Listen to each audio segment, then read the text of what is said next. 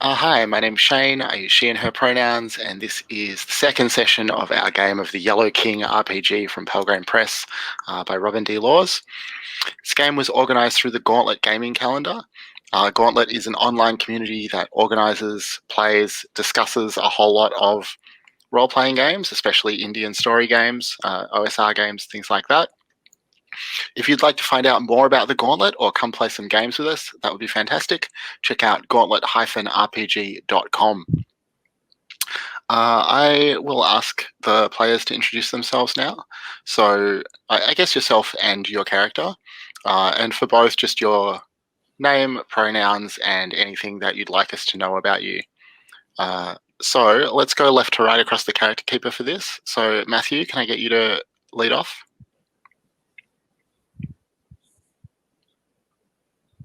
Sorry, I had a lot of windows I was closing and all that stuff.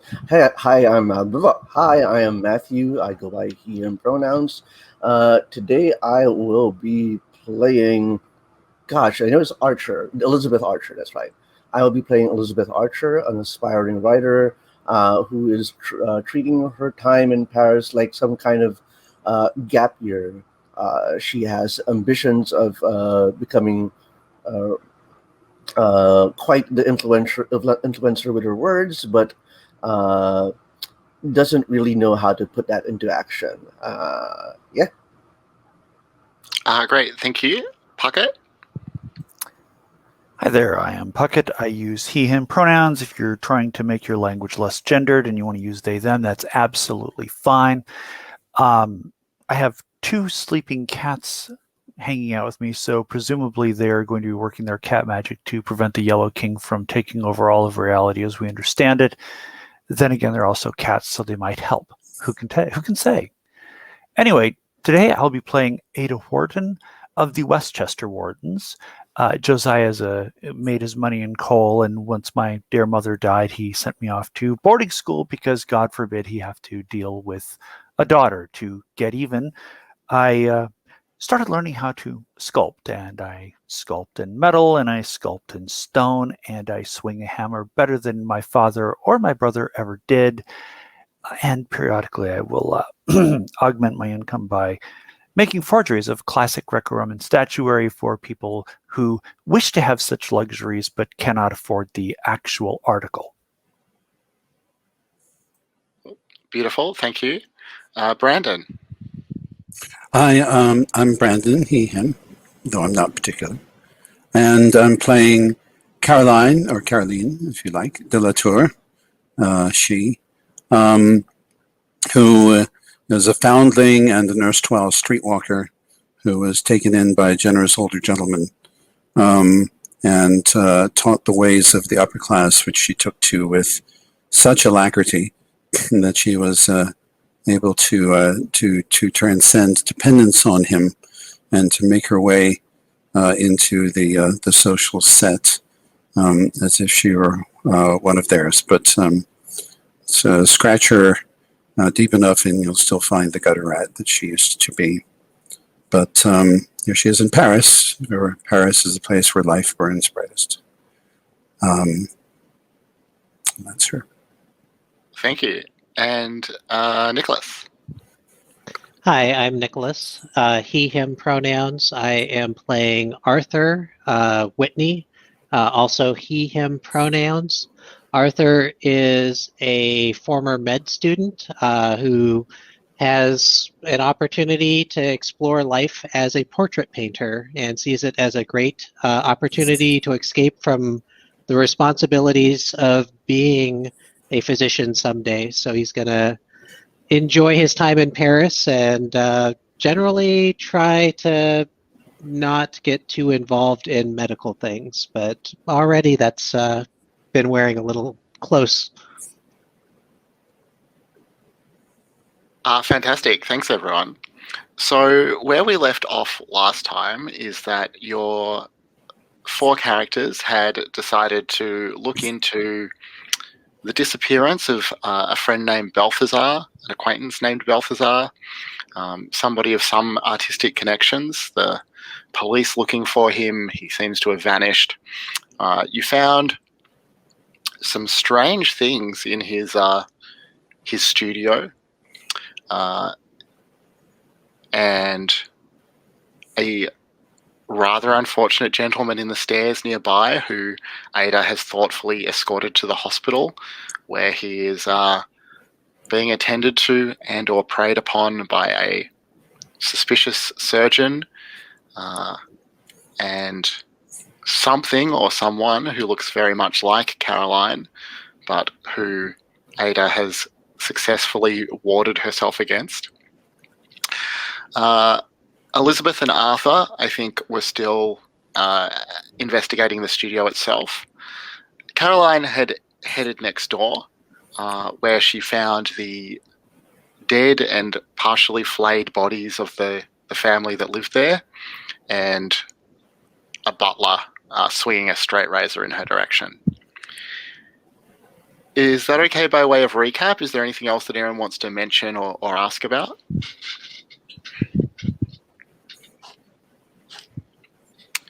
All right. Seems good to me. Seems like we're good. So, I would like to start at the hospital with Ada. So, Ada, the surgeon had been demanding your removal, but as you finish your incantation, he says, well, after such a beautiful Latin recitation, I could hardly demand that you leave. If you have the stomach for it, then you may stay.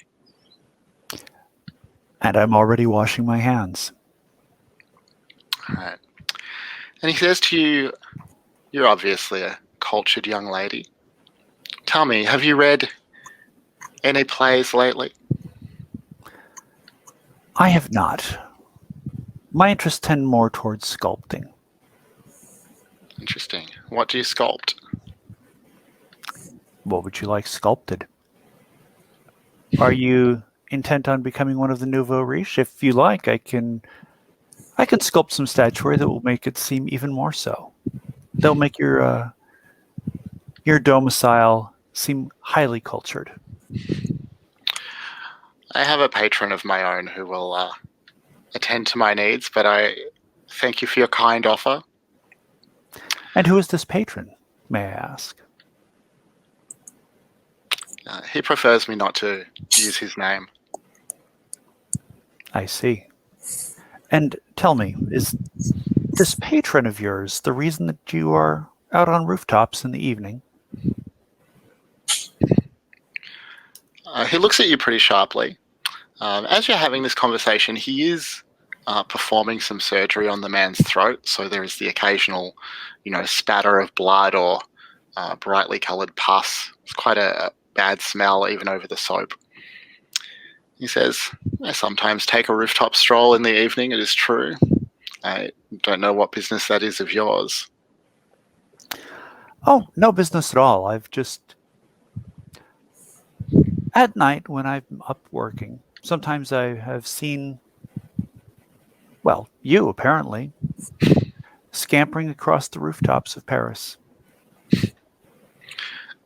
Scampering's a curious word. I think of myself as moving with more dignity. Yeah. Oh, but here we have it. I see what's causing the problem. And you see that he is, there's no other word for it, but digging around in the man's throat with some fingers, some surgical tools, whatever it is. And he draws out a large brass key covered in blood and viscera. And he says, this has somehow gotten itself trapped in the wound, in the surgical stitches. Now, doctor, it's true that I'm certainly not as educated as you are in this regard, but one typically doesn't find keys inside bodies, does one? One finds all manner of strange things inside human bodies. I wonder what we'd find inside yours. And I smile and say, once I'm dead, someone else may have the privilege of finding out. Until then, I prefer to keep my insides where they are. He looks at you as if he is evaluating your insides, thinking about what organs might be found. Unclear whether that is before or after your death in particular. I think that the sight of him extracting this bloody and pus-covered key is going to prompt a composure test. So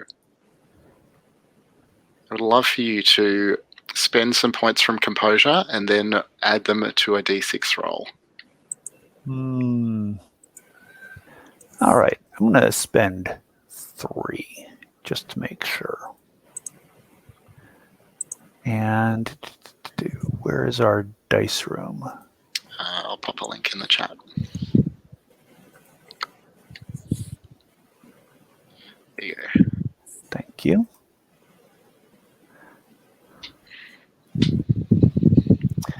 I have to say, the name of this dice room is something that I think is sufficiently long that you will not have to worry about anyone else randomly coming up with it. Right, clearly only by design. All right. So, All right. Nice. and okay, that gets me into an 8. Yeah, you're fine. You hold your nerve. Whatever he's doing, whatever creepiness and blood is happening, you're okay with it. I've seen Stranger. I did, after all, attend Smith. Maybe that ward had something to do with it too. Could be. You notice that the double of Caroline, the doppelganger or whatever it was, is withdrawing behind you, leaving the theatre. Mm-hmm. Do you want to stay while the surgeon sews up the throat, or what will you do? I think I'll stay, and I'd like to take a look at this brass key. Mm-hmm. Is there anything in particular that you're looking for? I mean, it's a brass key. If there's anything unusual about it, anything, for example, inscribed on it, that should be pretty obvious, correct? Yeah, there's nothing inscribed on it. It's somewhat ornate. You think that if you were to see a lock for a key like this, you would be able to, put it together. Mm-hmm. But it's not familiar to you, and there's no inscription or writing. Okay.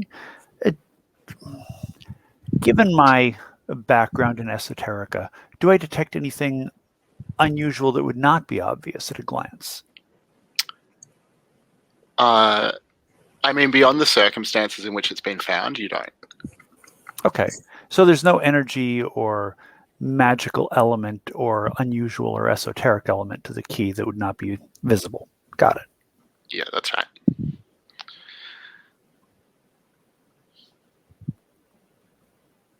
All right. And what's Caroline's doppelganger do? You said she's withdrawing, but is she keep with walking backward? Is she just leaving? Yeah, she walked backwards, so it's quite a small area with a curtain drawn around it. She walked backwards past the curtain, and then out into the throng of the hospital. I see. So tell me, Doctor,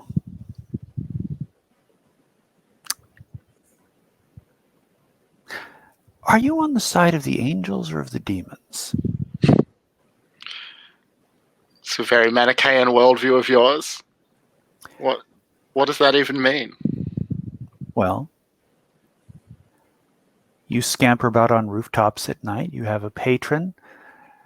There is a doppelganger of a friend of mine who could not possibly be here, and yet seemed affected by what I must admit is an elementary incantation. So I ask you again.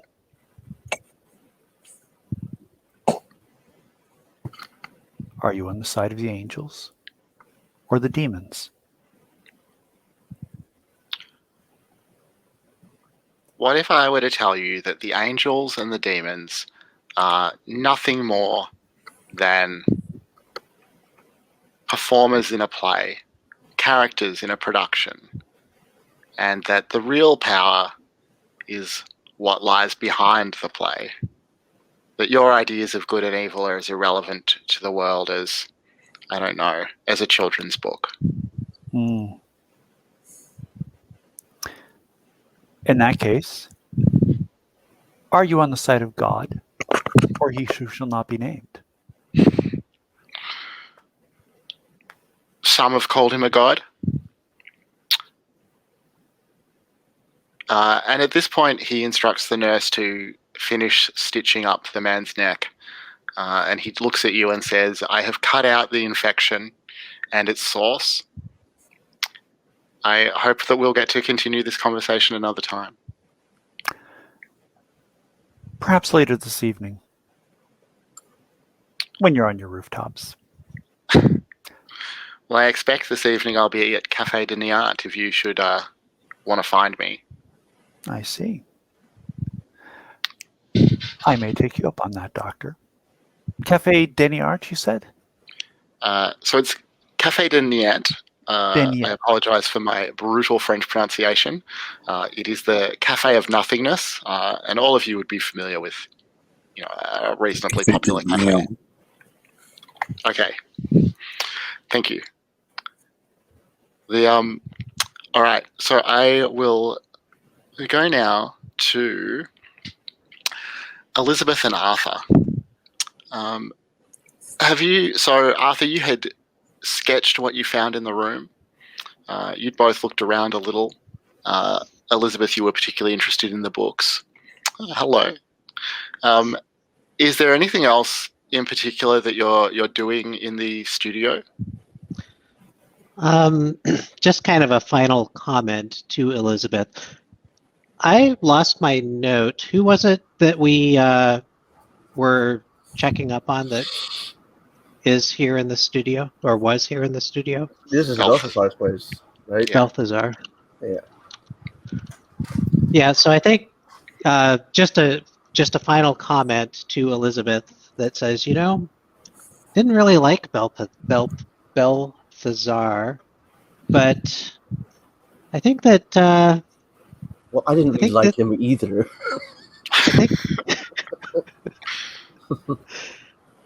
I think this shows that there was a bit more to him than I realized. I think this shows a little bit of passion that I didn't see before. I don't know what it means yet, but definitely more to him than I first thought. So both of you will start to notice some music. So you recall there's this sort of immense pile of stuff arranged around the door, sort of facing a big mirror. Somewhere underneath or through that pile is the sound of faint music. And so I think my statement drifts quieter as the music tunes in, and I would like to investigate the source of that music and see what in the pile is causing it. I would like to know what that music sounds like also. So it's quite unfamiliar to you. Do either of you have a music type investigation skill? I guess not. You haven't heard music like this before. The instrumentation is unfamiliar. The melody, unlike anything that you've listened to before, but also quite faint, quite hard to hear. Arthur, tell Would me you about... say generally pleasing or generally displeasing? I think that you would find it interesting. Mm-hmm. Certainly very modern. This is the France that I came to learn more about. We're talking modern as in very at the edge, of contemporary, or are we talking modern as in discordant and anachronistic, hearing, pop songs in the 19th century? Grunge music. It's I think that it strikes you as modern in the same way that maybe Impressionist art, the leading edge of Impressionist art, might strike you as modern. Got it. To think Stravinsky, perhaps. Yeah, I was thinking of Stravinsky, but I don't actually know when Rite of Spring premiered, so I wanted to avoid the anachronism. Yeah. Didn't Rite of Spring cause a riot? hmm It was 1910, I think, or 1913. Okay. Yeah. So a little premature for Rite of Spring, but not too far from that ballpark. Arthur, tell me about how you will search for the source of the music. Are you just going to like shove stuff out of the way? Are you going to carefully dig through things? What's your... Yeah, so I mean, first I am distracted from the conversation that we're having and just kind of wander in that direction, and I can see a section of the pile where it seems like it's emanating from. And yeah, I think I just grab one object and move it and listen again, and then like maybe grab two objects and move it. So kind of not haphazard, just a careful moving of objects as I try to discover the source. Okay. Elizabeth, you can see that it's just going to take forever to let Arthur go about it this way. Do you intervene, or do you do something else while he carefully picks through the stuff? Yeah, Elizabeth sort of like furrows her brow and like sees what Arthur is doing, and follows along behind him, and then begins to like start searching through the stuff as well. Okay. So, I mean, with the two of you going at it, you'll clear things away reasonably quickly. What you eventually find is that... Quick question. Elizabeth, would you say that you have a more aggressive touch as you're moving things? Absolutely, a lot more inconsiderate. And so it's like, oh, no, be more careful than that. What are you doing? And I try to pick up the pace, but delicately, to prevent more objects from tumbling. Yeah. Nice. If this goes badly, I'm basically making things more chaotic for you to search for at your own pace. Right. Yeah. So eventually, you expose the place that the music is coming from. There is a small door set into the wall of the studio. It's about 1/2 meter high. The stuff had been piled high enough that it was completely obscured before. Before the door are a set of iron bars, and I mean it's clearly incongruous, but Elizabeth, you know something about architecture. It's particularly obvious to you that this is an extraordinarily strange arrangement. It doesn't really make sense how the iron bars would be, supported within the wall of a building like this. It's a red door, has a mail slot in it, and it's clearly music coming from the other side of that door. What do you do?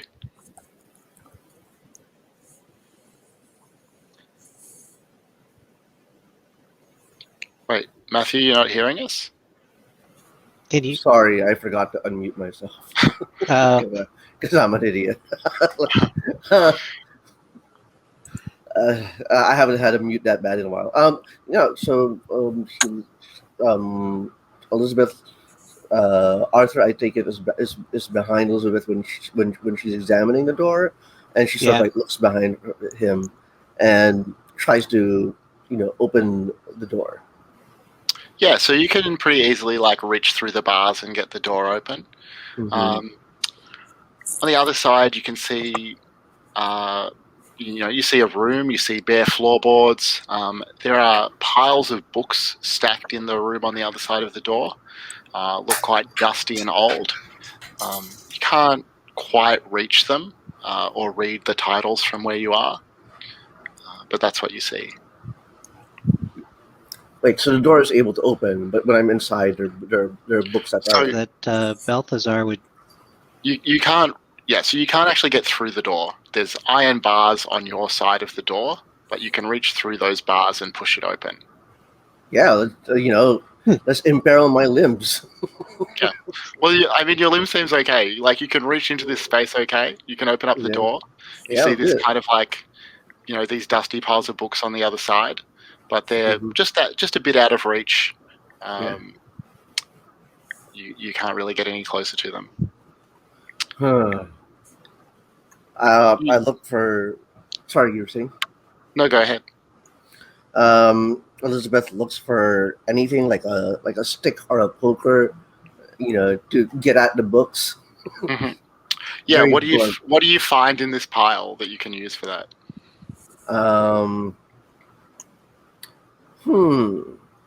Maybe there's there's a fireplace, right? I was thinking either get a poker or I'm going to look for, like a T-square, anything, any kind of long implement. Yeah, sure. I think a T-square makes sense. It's an artist. They Yeah. probably use that sort of thing. Yep. All right. So you start reaching through, trying to drag one of these books back through to your side. Both of you hear screams from the other side of this wall. And you probably know, at least vaguely, that that's the direction that Caroline went.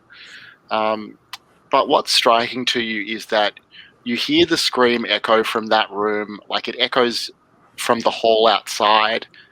You hear it through the wall, but you don't hear it through this door. Does that make sense? The noise, the quiet music continues to play on the other side of this door. There is no screaming coming through this door, but the loud scream echoes all around it.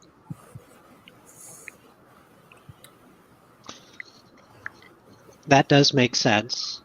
I think I turn to Elizabeth and just say, Caroline, and then head out to where we saw her depart. Just concerned, screaming, what's going on? Right. What about you, Elizabeth? I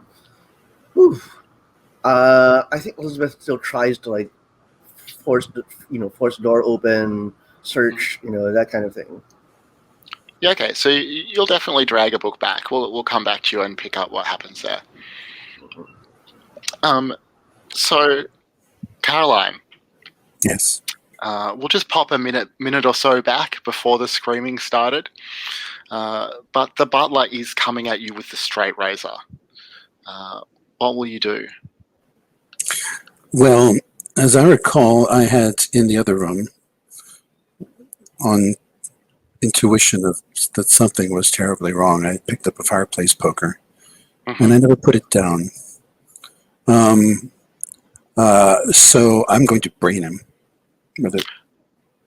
All right. I think that you may need to make a preparedness test to see whether you did bring that poker with you. Fair enough.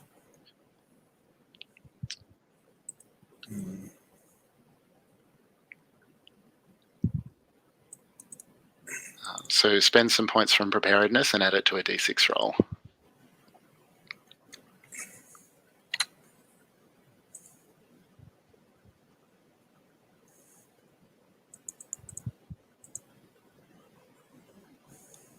All right. That will be enough. You certainly do have the poker. So I'll get you to jump to the combat tracker tab on the character keeper. This is probably going to be a bit slow as I work through the combat rules.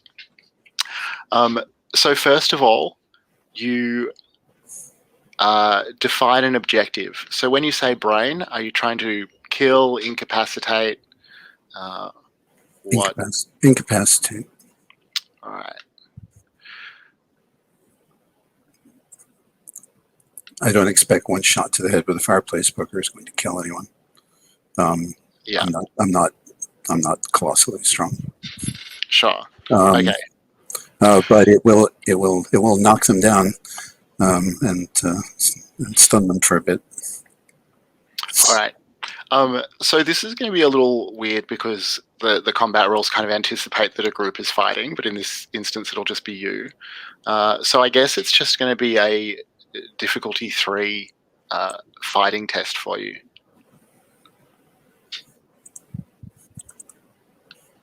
This is not the first time I've been attacked by surprise, or even the first time I've been attacked by surprise with a razor. The customer tried to do it once for reasons only his twisted understanding can go for.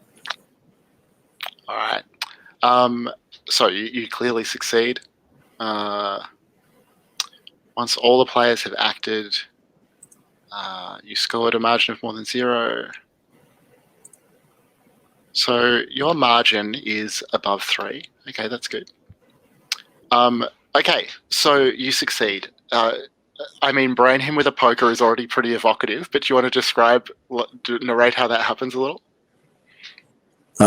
Yes, as he steps towards me with his razor, I take a reflexive step back and use the longer reach of my weapon, and the hook on the end of it catches him just above the right temple, and cuts a furrow in his scalp as it cracks into his head.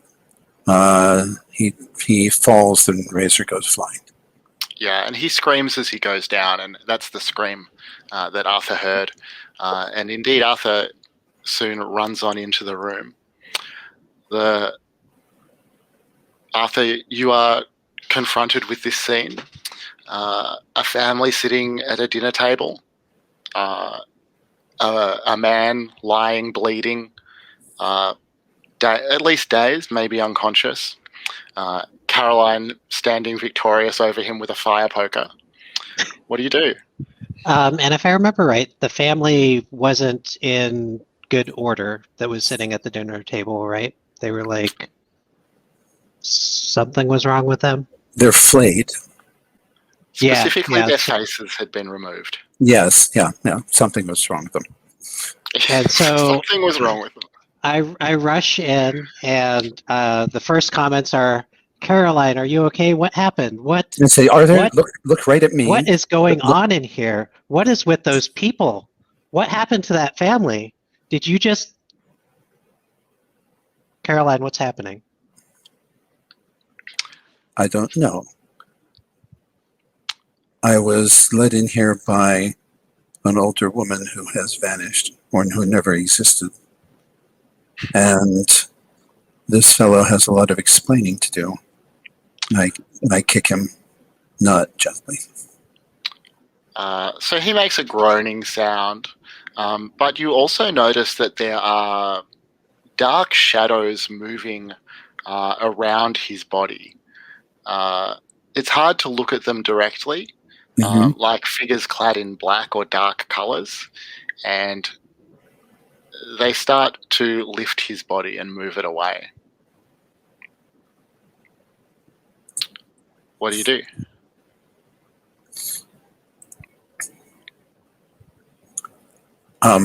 Grab him, Arthur.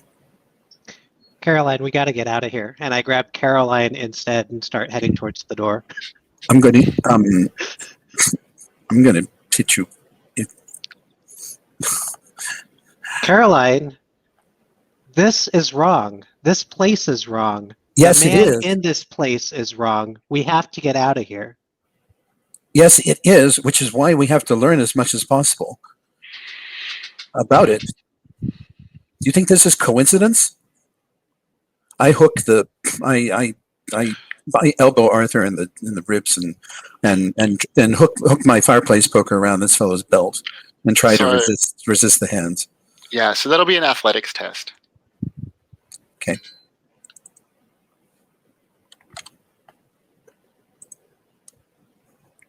Not getting any help from certain quarters. 5. You're just not getting the help you're asking for. All right. You successfully hook onto his belt. You feel the shades or the shadows that are trying to take his body away, pulling against the poker, resisting you. And you also notice that the family who you were sure were dead when you came in here are now eating, and look up at you with some surprise, turn towards you, the two of you. So what, Caroline? We take this man with us? Search him at least. Yes, we take him with us. Well, excuse us. Our uncle is poorly. Grab hold of him, for goodness sake, Arthur. Be useful. I kick the razor away from him and begrudgingly put an arm underneath one of his shoulders and try to help him out as rapidly as possible and say, come on, we gotta go. All right. So the two of you are carrying the butler out of this apartment. Is that right? Yes. All right. Cool. We'll come back to you. So, Ada, the surgeon will finish up and leave, and then what will you do? I'm concerned about this man's well-being in this hospital. Mhm. The surgeon asked me about a play of some sort. Mhm. There's some sort of doppelganger who is affected by wards and incantations. I have been in some unusual environments. This is easily the strangest hospital I've ever been in. Fair. So, does this man need to remain in hospital for a time to recover, or can I take him with me and depart? I mean, if asked, a nurse will definitely say that the man needs to recover, needs to be left here. He can't possibly leave in his condition.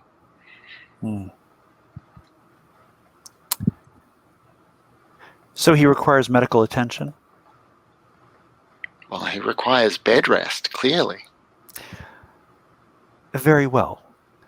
I happen to know a nurse, a medical nurse who can provide care, and I can also guarantee that he will receive bed rest. With that understanding, can he depart the premises, knowing that he will have actual medical care off-site elsewhere? So the man, was not anesthetized for the surgical procedure, and he weakly nods in affirmation of what you're suggesting. The nurse just continues to explain why that would be a terrible idea and that he must be left here. But as the conversation goes on, you can see that her resolve is weakening. The hospital could use another bed, much more than she could use this argument with you. I do seem to excel in just wearing people down by taking up their time until they realize they can do something better with it. Mm-hmm. So, where will you take him? I intend to take him back to my flat because I know that Arthur, although Arthur is not aware of this yet, Arthur will be more than pleased to provide medical care and attention to this individual. All right. Or I can browbeat Arthur until he caves in and does what I want. Or I'm sure that I could in some way convince Caroline to do the same thing. So he'll have medical care in a more secure environment that doesn't have doctors who run around on rooftops at night. I mean, who knows what Arthur gets up to, really, but we take your point. So, you're getting back to your apartment. Tell us about, the space that you live in. Do you have some of your work here, or do you have a separate studio? Where do you live? Why would I have two places to do the same thing? No, I have a floor.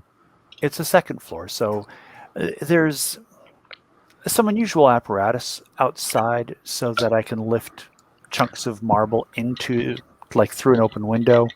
Mm-hmm. But by and large, it's an empty floor with a lot of space. There is a private dressing area. There are wash basins. There are chamber pots. And there's also a bed with a screen around it, so there's privacy. It's modest, but it will suffice.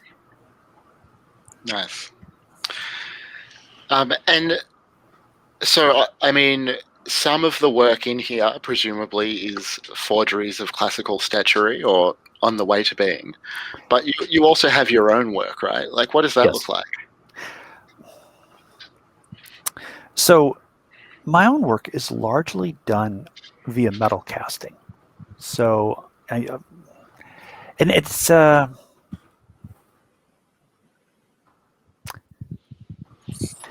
if someone who is aware of esoterica, of sigils and such things, were to look at it, they would immediately recognize these things as wards against evil spirits, as wards against the things that we don't want to imagine are real. Nice. If were anyone else to look at it, they would just see strange shapes that look probably terribly modern, very avant-garde. Just at the farthest edge of what can be appreciated as art in our time. Mm-hmm. Nice. All right. And are you anticipating that Arthur will just end up here? Like, does he visit reasonably often, or will you send a message? Like, what arrangements do you plan? There are always some boys down on the street, some young boys, and I can usually give one of them a franc or so to carry a message to someone. And I will. There's one that I know is particularly reliable, Timothy, and I will always, if he's available, I will always tap him to do it because, well, it's hard to find good help when you're dealing with 11 to 12-year-olds. Fair. Well, yeah, Tim will be happy to rush off and try and find Arthur for you. I think that works. So I do want to go back to Elizabeth, but I just want to check with Caroline and Arthur. So you bring this butler out of the apartment. Are you going to take him back into the studio, or do you want to take him to some other location? What's the plan there? I'm telling Caroline as we're exiting that we found something in the studio. We should go this way. Let's take him there. And the first thing I want to do is to search him while he's relatively unresisting. So, like, directly inside the door, And- I lay him down so that Yes. we can both search him.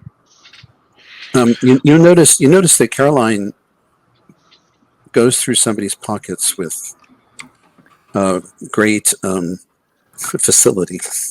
I searched like 2 pockets, and you're done with the rest of the body. Yeah. Well, she pats areas that you don't think anybody could ever keep anything important.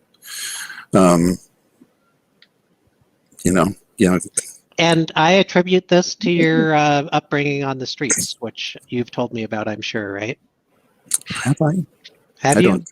No, I don't trust you. Maybe it's just weird then. You wouldn't trust me. No, yes, she's just, ladies. Who knows? All right. So I'll They've come got back secret to pockets. I'll come back to what you find as you search him. But Elizabeth, your friends drag a body into the studio as you're fidgeting around trying to drag a book back through the door. So this What is that? and I let loose a medium nasty curse. This fellow tried to cut me, but I served him out. And I think he may have something to do with the strange goings on here, or at least know something about them. And what was with that family, Caroline? You saw they didn't have faces and they were eating? That's messed up. Yes, also the strange dark fingers that were trying to pull this fellow away. I don't understand. We are being. I don't know if we are being beset by illusions or by things that are worse than that. You saw the same family, though, right, Caroline? That wasn't just me. It was not just you. They were sitting at a fully laid table with the food steaming as it had been freshly made, and every one of their faces had been flayed down to the bone. I'm glad that when I turned around again that it was gone. I don't think I could have stood a second look at that. But as it was, I got the merest glance at it before I realized that someone was behind me.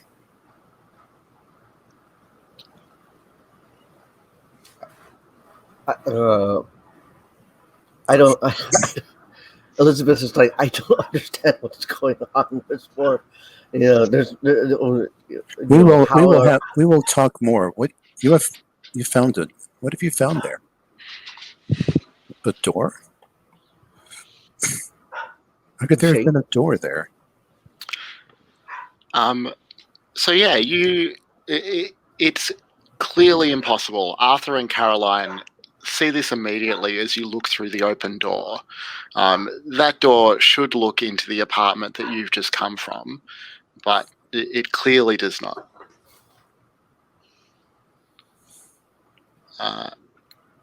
There's some sort of impossible spatial arrangement happening there. Could I try to? I don't know if I'm going to regret this. Could I try to make sense of it in my head, like what's going on with the space? I mean, you're telling me it's impossible in space, but how does this? How can I best reconcile it in my head from a design perspective?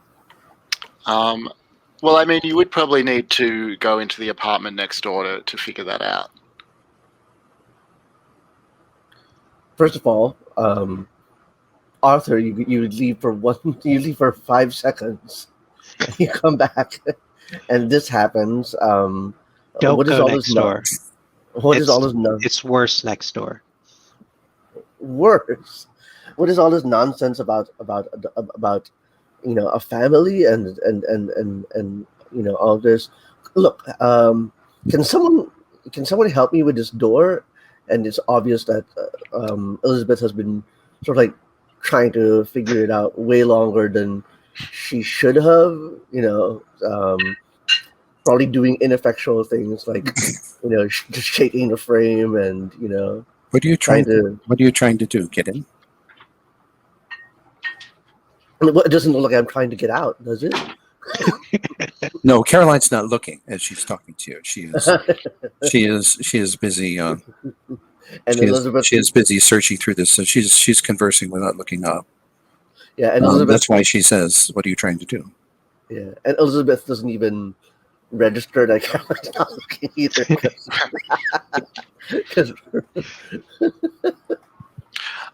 So just for clarity about this scene, maybe I didn't express this well. There's iron bars set in the wall that will solidly prevent you from passing through the door. I know, Elizabeth, okay. That's dumb. All right. Just wanted to make sure I clearly. Yeah. Yes.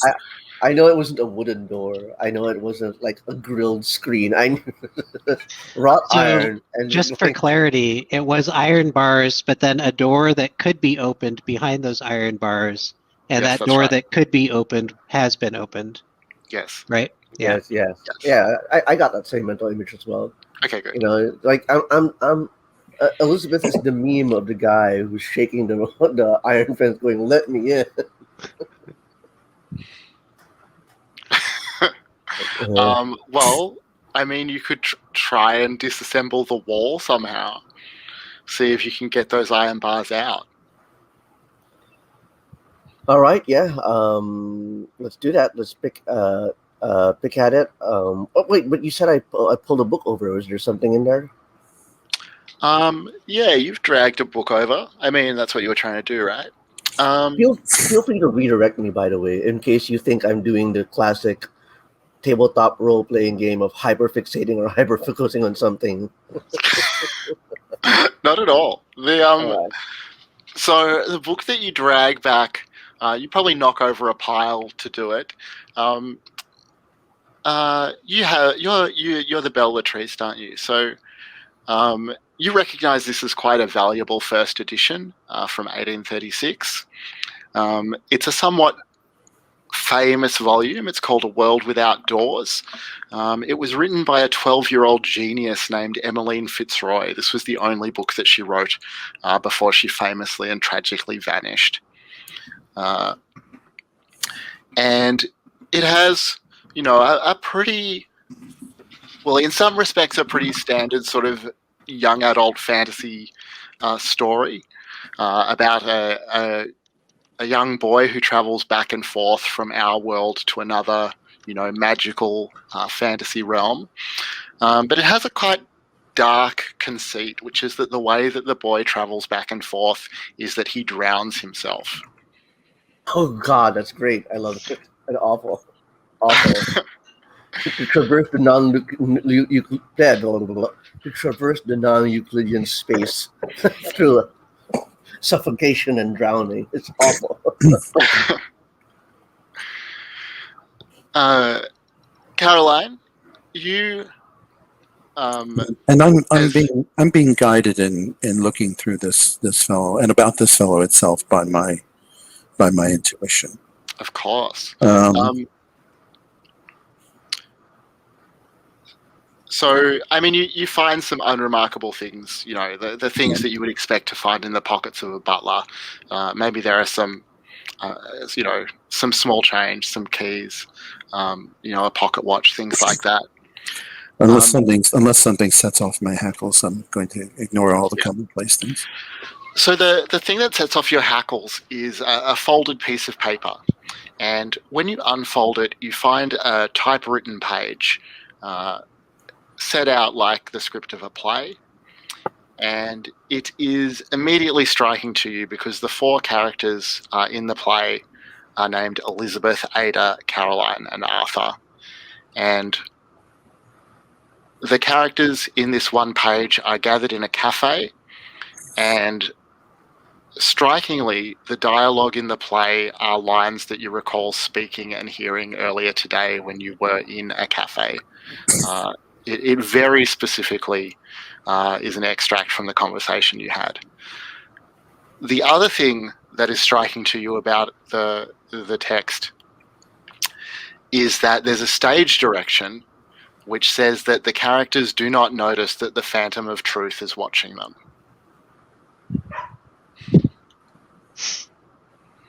Does the page I have list the title or the author?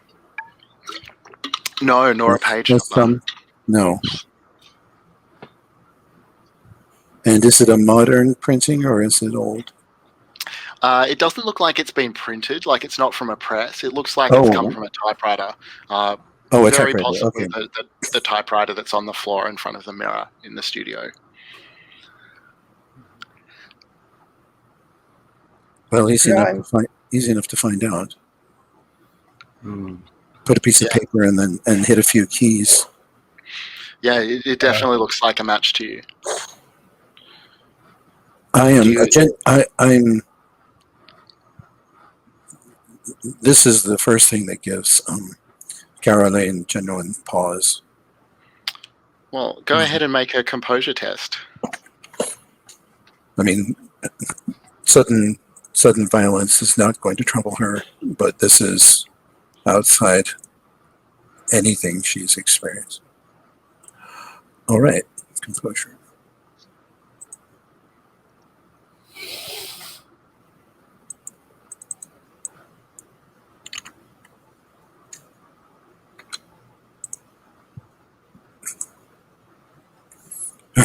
Yes. Okay.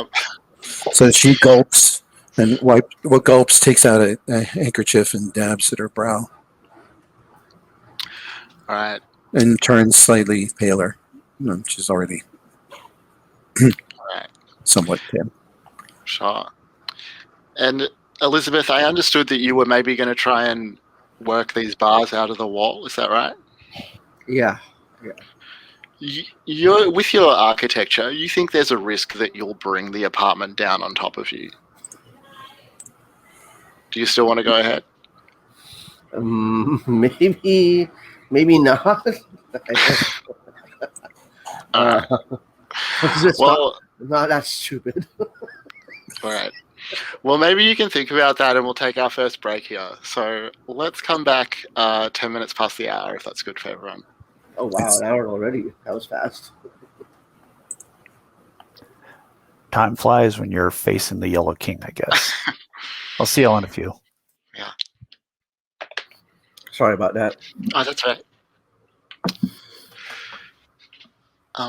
So Ada, I just wanted to check with you. you sent Tim to get Arthur. Did you send Tim to the studio where you'd left your friends, or back to Arthur's residence, or what sort of arrangements were you making there? I sent him back to the building where we'd all gone, figuring Right. that's the last place I knew that they were. So I at least told him start looking for them there. Yeah. And is there anything in particular that you're doing back at your studio or back at your apartment while you wait for them? Back at your floor?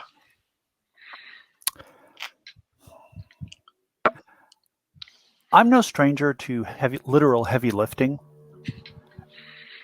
I am moving things about to make my flat more secure because I don't exactly trust that doctor. I don't trust the hospital. I feel this man is in danger. I don't even know his name yet, but I feel that he is in danger and that it would be well for me to do what I can to make my place more difficult to enter. Yeah. So, I mean, what does that look like? Like, I assume you're not physically pushing objects against the door per se, but like arranging things just to slow people down if they were on their way in. Is that? Oh, I have little hand carts that I can use, and I'm picking up, I'm basically sliding the edge under these large statues and I'm moving them into place so that they effectively block the windows and make it far more difficult for someone to enter. And I have a lot of tools in my flat for sculpting. Hammers, chisels, various things that can be used. I mean, all stuff. I have like little tiny implements for fine work on stone. But the things that work on stone will also work on, skin and flesh. So if I have a very sharp, long instrument that I use for delicately styling, like just that little area around the eye, well, that's also something that I can use as a stabbing weapon. So I'm making sure that things are available. Sure. I mean, it's a flat. It's a sculptor's flat. Obviously, all of these things look like they should be where they are. They're just scattered hither, thither, and yon. To someone looking in, they wouldn't necessarily look at it as anything unusual because, well, there's hammers everywhere. Of course there's hammers. Of course there's chisels. Of course there's all these things here. Look, there's all this marble around. But I am preparing for someone to enter and need to encourage them to leave or protect this man who's now lying in my bed. All right, great. So back at the studio, the three of you notice that there is a young boy standing in the doorway now. Arthur at least recognizes Tim. And he looks a little agape at the strange scene inside the studio. The bleeding man, the piles of objects, the odd music that's still playing through the open door. And he calls your name, Arthur. Oh, Tim. And I step outside and close the door behind me to start talking with him and ignore everything that was happening in the room. So he's making a little composure test of his own, but eventually he pulls it together, and he relays the message from Ada to please come to her home. Thank you, Tim. You did a great job. Here's a little something extra for you. And whatever I've seen Ada pay him, I just give him 2 more of that coin. Nice. He smiles and jumps up and down in a little bit of glee and then runs away. What do you That do? should distract him from anything that he saw. And then once I see that he is like not going to see in the door anymore, then I return to the flat, close the door behind me, and say, Caroline, Elizabeth, I have to head over to Ada's. What's happened? Are we done here, What's happened? She said that she had to rescue someone from a hospital, which Same- doesn't make sense. It does. But She it's took probably someone the to a guy from hospital. the staircase. You're not going without us. Hang on just a moment. No. I'm going to make an attempt to wake up this fellow and see if anything can be got out of him. That's the only thing I want to do before I. Yeah, okay. I think that would be a first aid test. Once I see you trying, I'm like, no, you're not doing it right. And I am going to jump in and Yes, help with some first aid. yes. Well, I was just dashing a little perfume into his face, but probably you have something more efficacious. So yeah, just a first aid test. I will spend 2 on that. I'm marking, by the way, for pool. I'm marking what remains. I don't know what other people are doing. I'm marking what I consume, and when it hits the other value, it's used up. Yeah, I guess whichever way you want to do that is fine. Okay, a d6 plus 2. Nice. Everyone rolling quite well today. So yeah, you quickly wake him. I imagine that you have him, sort of lying on the floor, unarmed, certainly still dazed. I think I do like the triage assessment first. It's like, is he breathing? Does he have a pulse? Yeah. And then kind of rouse him with whatever medical rousing things exist. Yeah, you probably have some smelling salts, right? Right, yeah. So reach in, pull those out. Once I can see that his eyes begin to flutter, I say, Caroline, he's awake. He glares at you, Caroline. I wave the point of my poker in his face, and I go, "Why did you try to kill me?"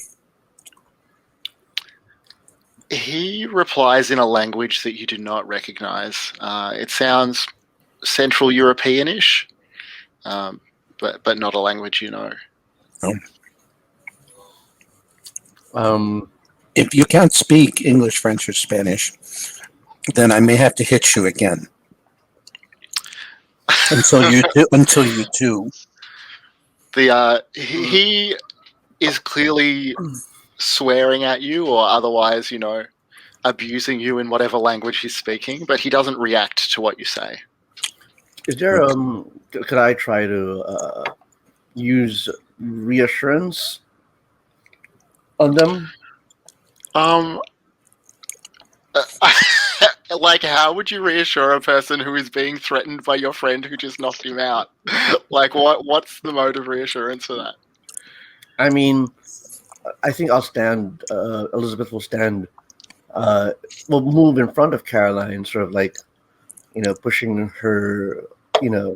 Keep dividing them, right? And just sort of trying to communicate that all Caroline really wants at her heart is information. I mean, it's true that this person tried to kill Caroline, but at this point, that's like, that's not the principal concern. The principal concern is just, learning more, and that. And what what I really want to do is sort of like soothe his what appears to be anger, cursing. You know what I mean? Like. So is it more about your tone, or? Yeah. Trying to give the situation a more delicate touch, in spite of all that's happened. All right. So he stops. He stops yelling. He stops swearing, but he still doesn't give any sign of understanding what either of you are saying.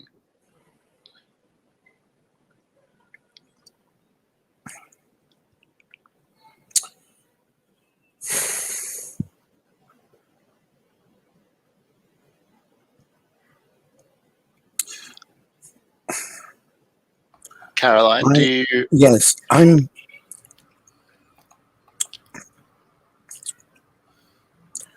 know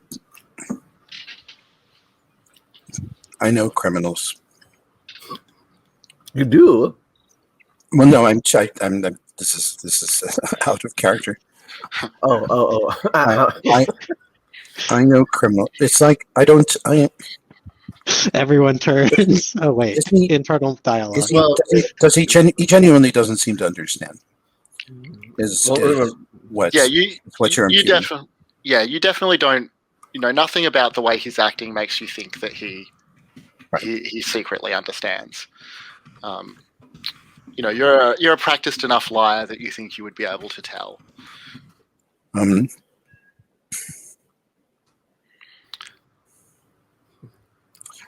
I'm going to show him, but not let him grab the page, and I'm going to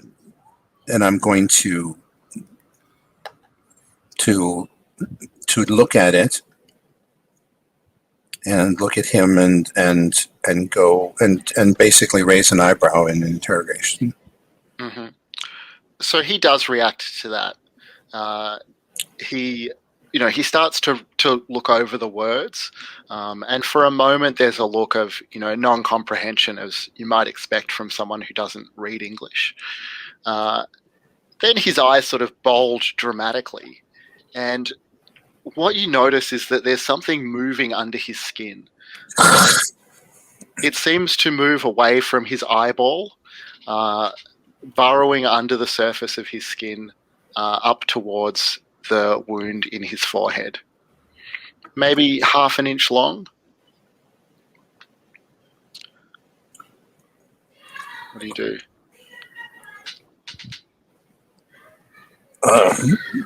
Stare in frozen fascination. He starts to scream in apparent pain. And if I close the page. He does not stop screaming, but after a moment, a small insect crawls out of the Trap it! in his forehead. Catch it, Arthur! Trap it! Is it just one insect coming out from Good question. Yeah, that's very crucial. It does look like there's just the one. I clap a wine glass down over it. Elizabeth will also try to catch it. Well, I think that it has to be just one of you. Like, if you both try, you're just going to be in each other's way. Right. Well, I hand Elizabeth the wine glass and say, get it. All right, so that's just going to be an athletics test. So choose how many points you'll spend and then add them to a d6 roll. That's Caroline doing this, right? No, Elizabeth, you're doing it. All right, no problem. I will put in. I like to imagine that this is in character discussion, like as you shove the wine glass back and forth towards each other. Like wait, you're doing this, right? Oh no! If Elizabeth shows the slightest hesitation, I'm going to do it. I don't want that thing to get away. Okay, I've spent 2 in the pool, so that's 2d6 plus 2. No, it's 1d6 plus 2. 26 plus 2. Yeah, that's right. And that's a 7. Nice. Good. Can I just say that, as awful, assuming there isn't any consequences, not that I care about protecting my character, and whatever. I scrounge. Go ahead. Sorry. Elizabeth basically tries to snatch it out with her hands before throwing it in the. That's how dumb she is. And then just cap it. Yeah, cap it. Yeah. All right. So you've got it into the wine glass. Is that right? Yeah. And Arthur's holding it? or Arthur just slapped a lid on it of some No, kind? Arthur was searching his pockets for something to use when they had There's the there's wine there's a glass. here's a little empty bottle Yeah, I think. of absinthe. We'll just coerce it in there. Yeah, and I think put the Caroline. cork and put the cork back in. Yeah, Caroline, like hands it basically. Yes, so there's all sorts of trash here. I mean, there's You so can yeah, definitely so find something. we get it in an old empty dried out wine bottle. The butler now, he's not unconscious, but he's inert again. That seems to have taken a lot out of him. Arthur, you have natural history, and you've never seen or heard of an insect like this before. It looks a little like a praying mantis, but it's only about half an inch long, and it is golden in color. It's moving around inside the bottle, but it doesn't seem agitated or anything like that. I say, I've never seen anything like this before. It's obviously not indigenous. I've never seen anything remotely like this. I think it comes from the same nightmares that this whole place comes from. I think I've had enough. Let's go join Ada. Yeah. So if it works, then I'm just going to cut to you all arriving at Ada's.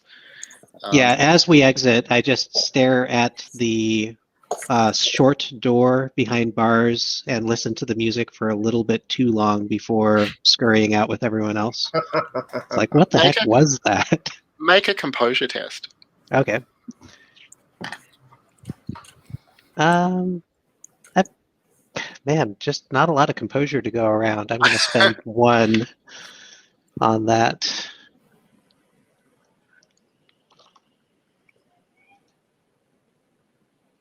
Oh, Oops. hey, I got to throw a dice on there. All right. Well, you hold it together. Oh, good. So, just to remind you, though, I think you still do have your card from the hangover before, and everyone's doing quite well in avoiding accumulating cards, but you do want to discard that when you get a chance. That is a good point, and I think this is the perfect opportunity as we're departing to, let's see, complain that others don't care enough. So yeah, it's a comment. Let's save this for. Let's get you all together at Ada's. Like I'm keen to just reunite the group, but feel free to complain on arrival. I'll find a moment to complain about that. All right. So Ada, I'm sorry. Can I just clarify? I assume that you leave the butler behind, or is he coming with you? No. Wait, no. Which one? He's not coming with us. Okay. So Ada, your 3 friends arrive not too long after you sent Timmy off. I cautiously open the door, peering around it, and as they come in, they realize that I have a rather large hammer in my hand. Good gravy, Ada. What's got into you? It's more about what's gotten into him. And I jerk my head toward the curtained off area where the bed is. Arthur, if you please, go attend to this man. He's had surgery. It was not safe for him at the hospital because Caroline, strangely enough, you were there in the operating room, in the operating theater, with the doctor who, and I realize I haven't told you about this, is the same person I've seen carousing on rooftops in the Paris evening, running around, scampering about. So I didn't feel comfortable leaving this man there, but something did come of it, and I produced the key and say, the doctor removed this from his throat. I'm not an anatomist, but generally speaking, keys are not part of the human body. So this obviously matches a lock somewhere. And in the meantime, the doctor has invited me to meet him at the cafe. Oh, goodness gracious. Dignant? Something like that. The deuced strange names in this place. May I see the key? Of course. It's over there, and I point to a table that has a suspicious number of chisels about it. I have something for you to see in turn, which I found on the person of someone who tried to kill me with a razor. In the midst of an illusory tableau, I see. which I described to you briefly, but then I give you the page. And I go over to take a look at the key to see if it feels strange. And what's on this page again? So it's a typewritten page, like formatted like a play, but the scene in the play is the four of you at the cafe yesterday. It accurately reproduces the things that you said, and it describes, in its stage direction, it refers to a phantom of truth who is watching unknown to all of you. Strange. The doctor who operated on the gentleman asked me if I'd read any plays lately. Did he? And more, the imperfections in the type keys match the typewriter that was in Monsieur Balthazar's studio. See, I produced the page on which I made. Struck a number of keys.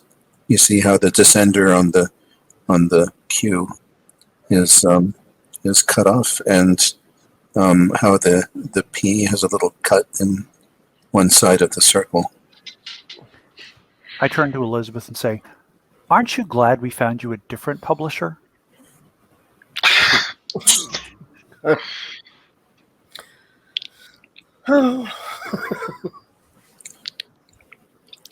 Is the key ordinary? So the key is quite striking, and I think that your sort of knowledge of the demi-monde will be enough to recognize this. It's been altered somehow, but it reminds you of the keys that were used for lockers by dock workers, often associated with organized crime. Oh, the lockers in dock warehouses. Yeah. That are used. But it doesn't have an unnatural feel to it. No, it doesn't. This key. Someone's effaced it, but it seems like a key that would fit one of the lockers down at the docks, and it is possible.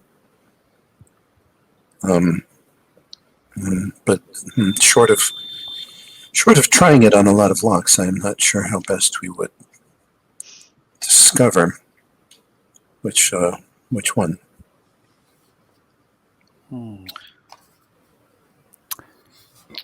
But is it possible that someone was watching us there and transcribing our every bit of conversation? That seems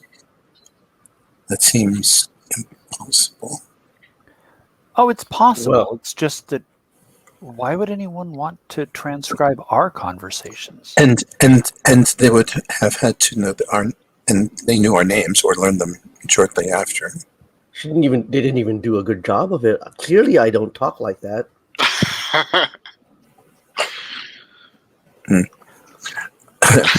I politely look off in the corner. I'm curious about something. Given my background in esoterica, have I heard anything? Am I aware of anything about scrying or looking glasses that are used for remote viewing or anything of the sort? You've heard of things like that, but I don't think there's anything in particular that you could identify as the likely source of this. Many occultists have, practiced or purported to practice something similar. I just want to mention something from last time, which is that Arthur had made a sketch of the scene, including an occult or a seemingly occult symbol that you all wanted to show to Ada. Yes. And yes, so yes, Arthur, get your drawing. Just a minute. I'm looking at this man. Don't look at him. Attend to him.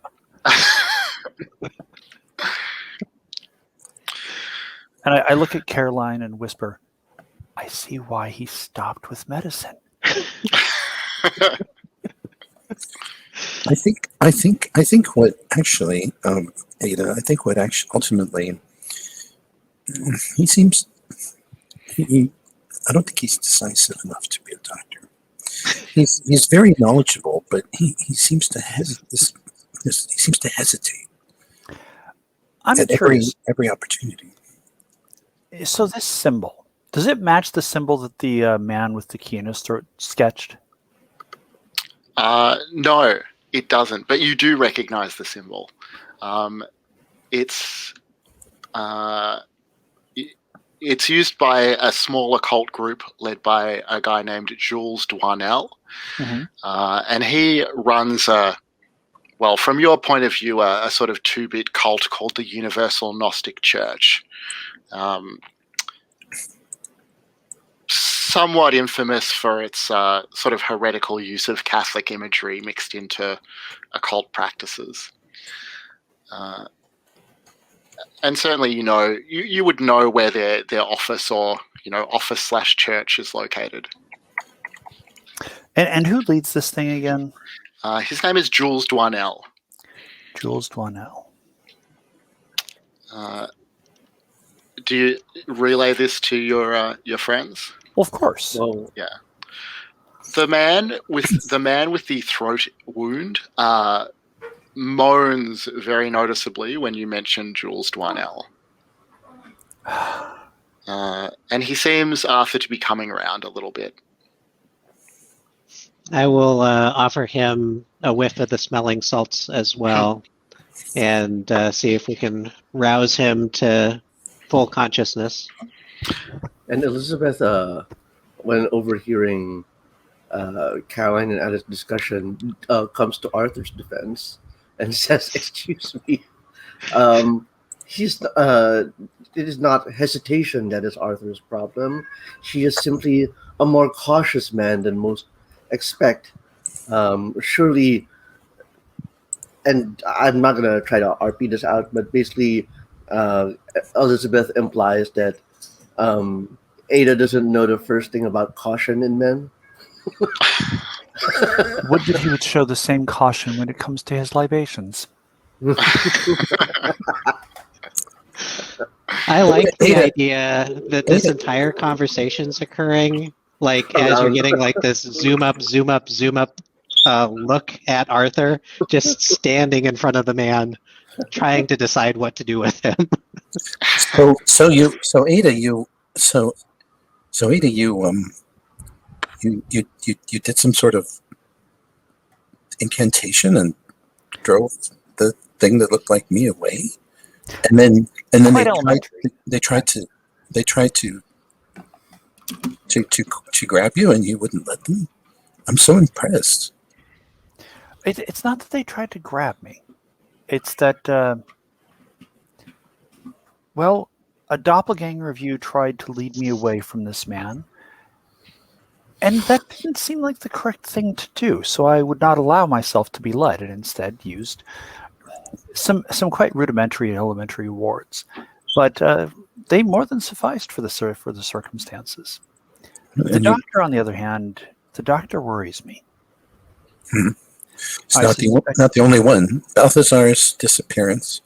This fellow I've described to you who tried to murder me in that horrific tableau, where that family seemed to have been, brutally murdered.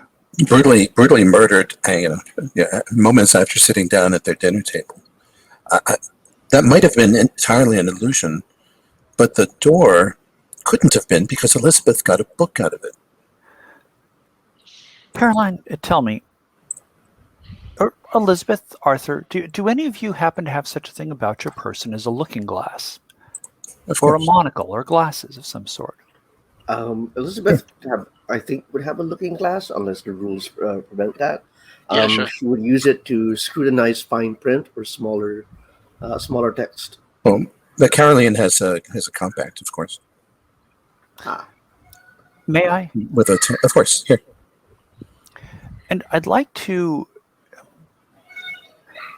draw upon my occult practice to enchant this looking glass and this magnifying glass to reveal the truth, so that someone who looks through them or looks into it and sees something can ascertain what it actually is. If it's hidden by some sort of glamour or some sort of conjuration or spell or illusion. I'm going to use a push. If it will be appropriate, I will use a push of inspiration. Oh yeah, I think that works. I am a muse. That is what I do. Yeah. All right. So that's one compact and one one looking glass. Is that right? That have been so enchanted. Yes, and then I'm assuming I'm going to need to roll for this. Well, no. If Brandon spends the push, then I'm happy for that just to happen. Okay. That seems reasonable. So Elizabeth now has a looking like a magnifying glass that she can use to see whether something is as it appears, and Caroline has one. Mm-hmm. Although, considering that it's a mirror, you'll obviously need to look behind you. But well, yes, a lady can always turn away to adjust her makeup. You know, it's not done. So. Always a great moment for drama too when that happens. Also, that way they can't tell that you're looking at them. I've used the compact many times to see what a gentleman was doing when my back was turned. I must ask, how many times were you disappointed by what they were doing? Well, it was several. In almost all the cases, they were trying to find my purse. They were pretending to be interested in me, and they just wanted to pick my pocket. They didn't even have the decency to look at your derriere while they were doing it.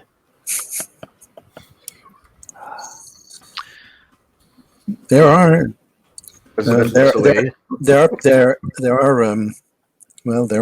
pickpockets who are that skilled, but most of their common footpads have to actually look at what their fingers are doing in order to be any good at it. And at this, I will yell across the flat and say, Arthur, how's he doing? He's just waking up.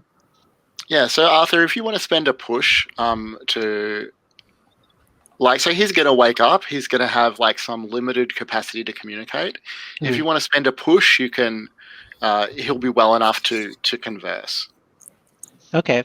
That sounds good. Right. The push has to be in one of these categories, generally? The push has to be generally, it doesn't have to be exactly, but it can be associated with one of your investigative abilities, but it can also just be to sort of establish something in the fiction. Okay. Something beneficial. Yeah, I will definitely use a push as I pull out those smelling salts and rouse them to consciousness. Yeah. And I think like one thing that you'll observe is that the work that the most recent surgeon has done is quite fine. These are, the way the dressings have been laid, you can't see the smell's gone. But it's excellent work. He still probably smells like alcohol, but that's, hard to avoid. Right. And as he wakes up, he sort of blinks a bit, looks over at Ada and says, "Thank you so much for your help." You're quite welcome. May I know your name? My name is Camille Flammarion. I see. And Elizabeth, you will have heard of Camille. He is a moderately well-known science fiction author, or proto-science fiction author.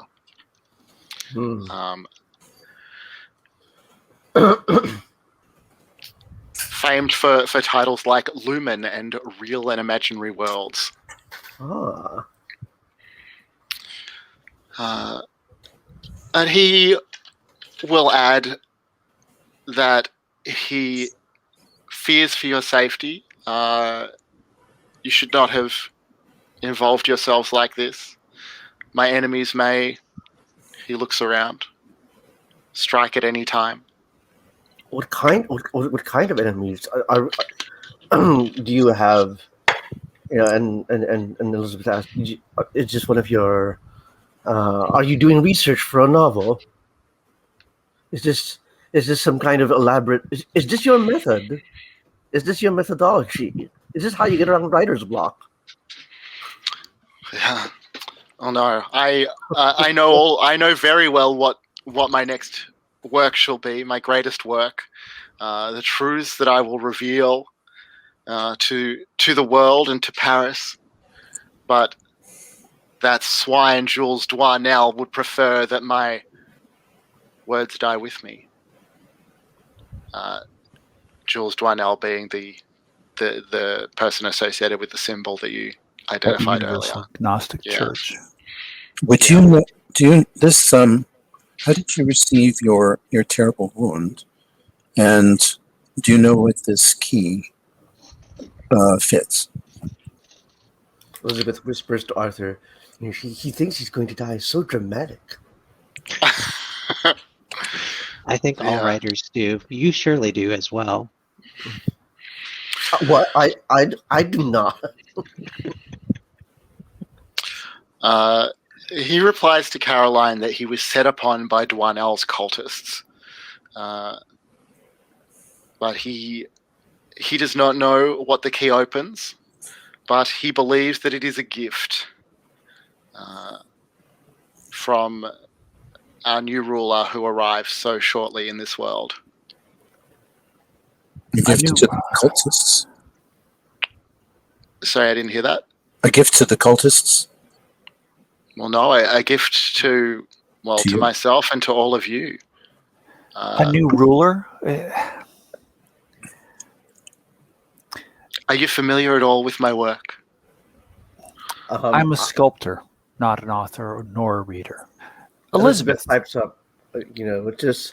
Of course, I've read. You know, I've read Lumen. It wasn't my cup of tea, but the description. I elbow her and whisper, "Say something nice."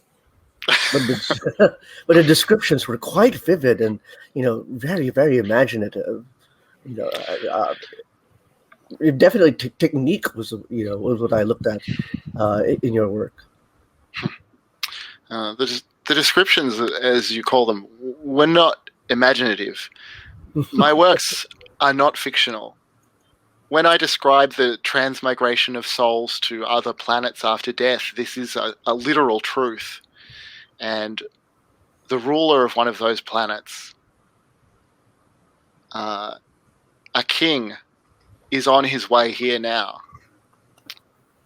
Writers like you and I presage his coming. Not upon us, so king was what Balthazar wrote on the ground.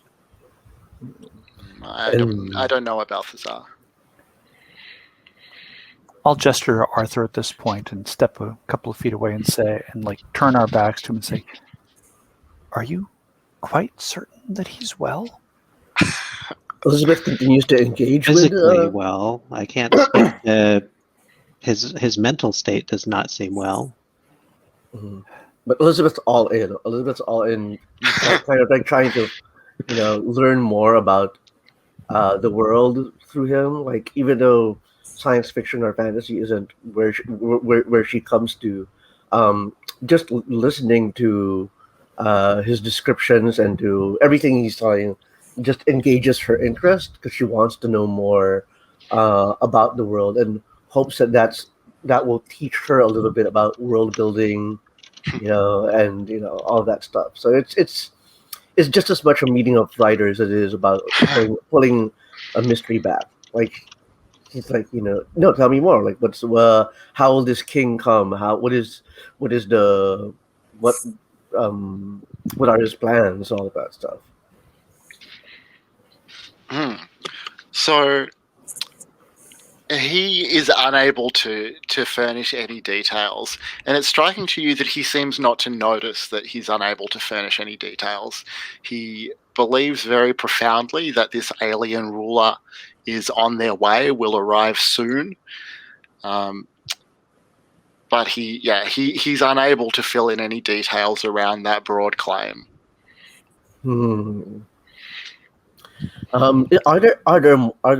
Is there anyone else, or anywhere else where I can learn more about this, this king you speak of? Have you read his play? Play? Play? What is this play you speak of? His play, The King in Yellow. Copies circulate even now through Paris, but not so many as I would like. Soon more will arrive. And please do tell me about this play, because the surgeon who saved you spoke of a play. We have a page or two of a play here. It appears that much in Paris right now is about a play. So please illuminate us, educate us. Strange name. So he beams enthusiastically when Ada asks him to describe the play, almost rapturous. And a number of times he opens his mouth as if to speak, but he can't get the words out. He stammers, stutters. Finally he says, the play is beyond describing. The first act is, I mean, in hindsight, almost banal, but its very mundanity sets the stage for what is so transcendent in what follows. And why is it so banal? Why is it so mundane? You'll have to read the play yourself. There's no. Do I know someone? Do we know someone who? It's clearly this play is circulating. Is there a place where no one's been speaking about it? I can tell you that. It is not. It is not au courant. Not yet. Maybe some kind of underground or independent press has copies. I highly doubt that. How would a surgeon have come across it in such a circumstance? Yeah, so Elizabeth, I mean, this all strikes you as correct. Like there is no, you're familiar with what's circulating, both commercially and in the underground. You haven't heard any word before this of a play of any note. So it definitely strikes you as strange that there's these references to this play that are starting to pop up around you. Oh, I would want to read this play. In the meantime, Mr. Flammarion, you need your rest. I mean, you've had surgery. You've been through a terrible ordeal. Arthur, do you have anything upon you or about you that could help him sleep? And I'm looking at you very pointedly, like, chloroform this dude or do whatever you have to do to knock him out. Yes, right over here. Lay down for a moment, and I lead him back to probably the table that he was laying on, or the couch that he was laying on. He's in my bed. Oh, the bed that he was laying on. Yeah. And there's got to be sleeping salts if there's waking salts. Stands to reason. I mean, at this point, it'd probably be more like ether, but sure. But yeah, Yes. I mean, I guess you can either spend a push or you can make a first aid test to put him to sleep. I would like to roll the dice, go with the first aid test with another. If nothing else, then there's always wine. I thought you were going to say there's always the fire poker. This is Paris. Wine drinking is that is a 6 total. Opiates? All right, so you successfully sedate him. He's back asleep. I'd like to suggest that we take our next break here and come Okay. back about 8 minutes past the hour. All right. Sounds good. Oh, Right. wow. We're already Brendan, are you it- back? Oh, sorry. It's hard Go to ahead. believe it's only been 2 game sessions, considering like how much story and area we've covered. What do you mean? You just popped over to your friend's apartment and then went home? I guess maybe that's all that happened, but it seemed like so much more.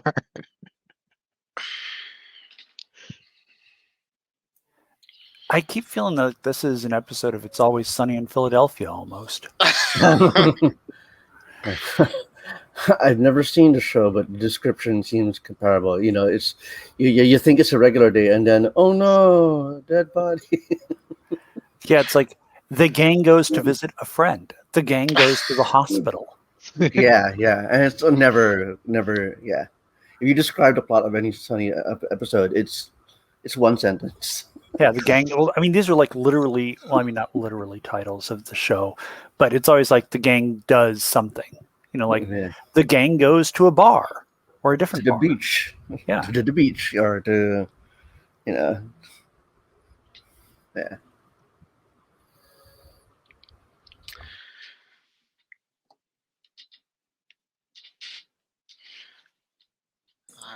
Back. Great. All right. Is everyone happy if we continue? Yes. So, I mean, I guess I'm in your hands a little. So you are back at Ada's place. It is relatively secure here. Camille Flammarion is sleeping. You have some time to talk about what you might want to do next. I'd like to just quickly go through what to me are the kind of main leads that are open to you to follow up at this point. I thought that might be helpful. So you have, or at least Ada has, an invitation to meet with this surgeon tonight at the Cafe of Nothingness.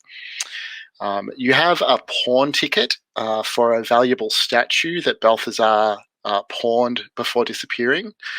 So you wouldn't be able to cash that exactly, but you could try breaking into the warehouse to investigate that lead if you wanted. Could do some more investigating around Balthazar's apartment or neighbours. You have the lead about the Universal Gnostic Church.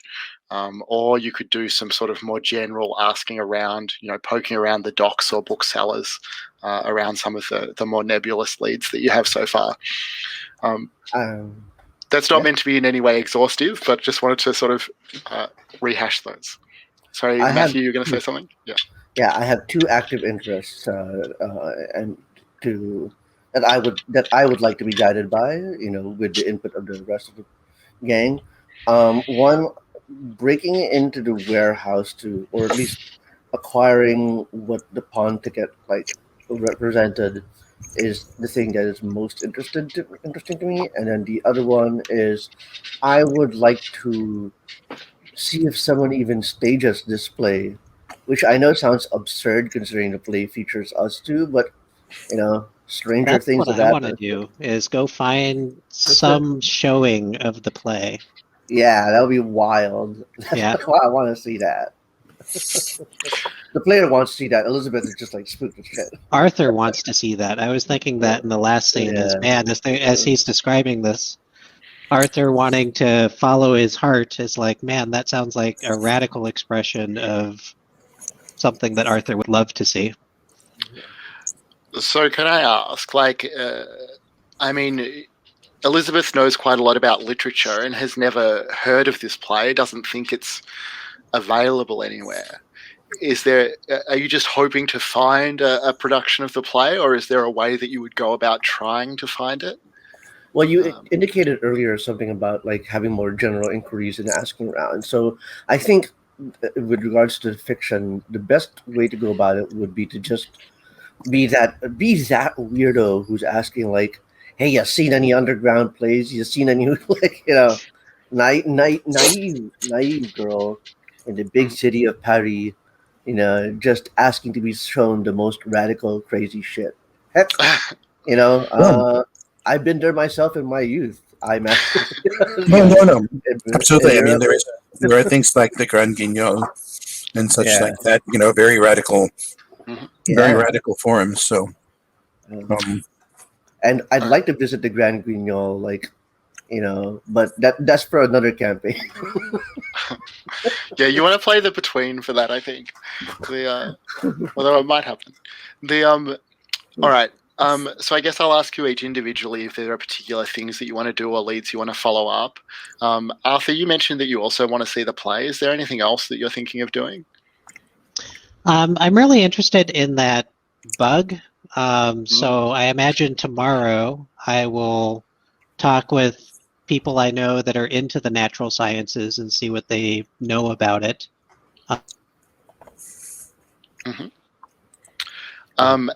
Ada, what about you?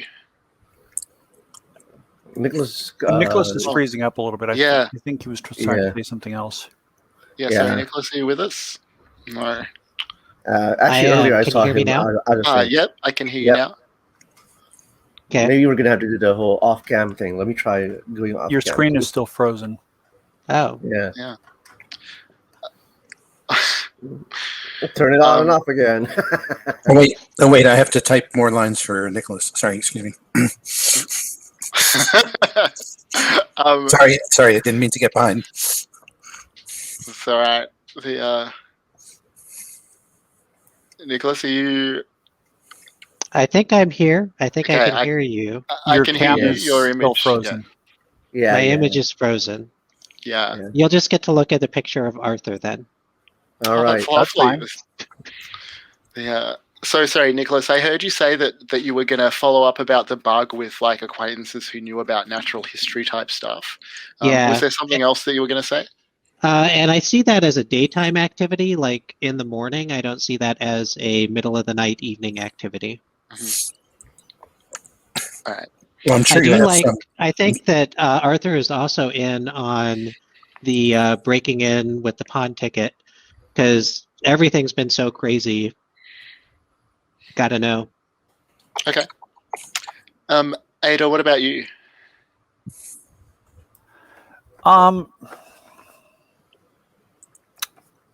The surgeon to me seems like the best lead. The problem is I could not do such a thing without knowing that I had backup present. And I'll back you up. Yeah, I was going to say I'm not sure that I would trust Arthur or Elizabeth to do such a thing. And I might discreetly pull Caroline aside and say, do you know where a lady might acquire such a thing as a pistol? Yes, I do. Do you have something to trade for it? Or money? I assume that cash is probably better than trying to pawn off a forgery of a Greco-Roman statue. Yes, I'm afraid so in the great majority of cases. Cash, jewelry, something that can be readily fenced will do. So mechanically in this game, the way that you have access to things that your characters might not otherwise have access to is through a preparedness test. So would you like to make a preparedness test to see whether you're able to acquire a pistol on short notice? Well, actually, I'd like to acquire two. One for myself and one for Caroline. So the question then becomes, how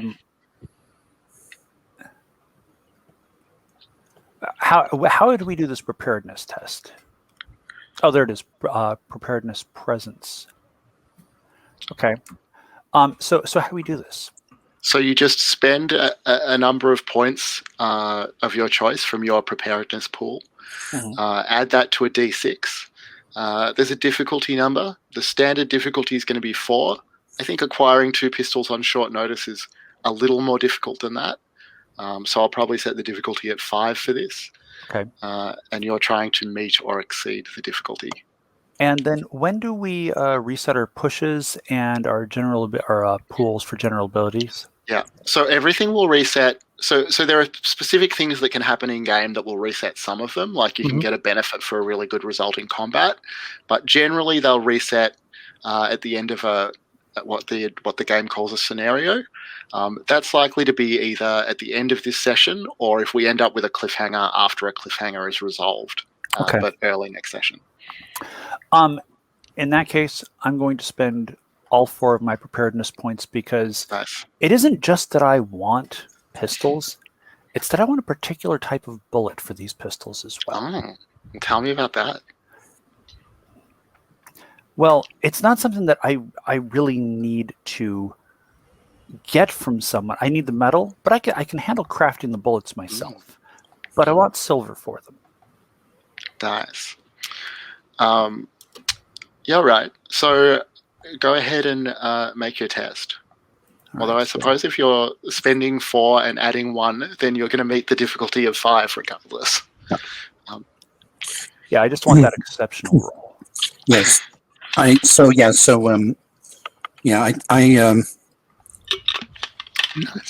We arranged to have the money conveyed to a certain Monsieur Varenne,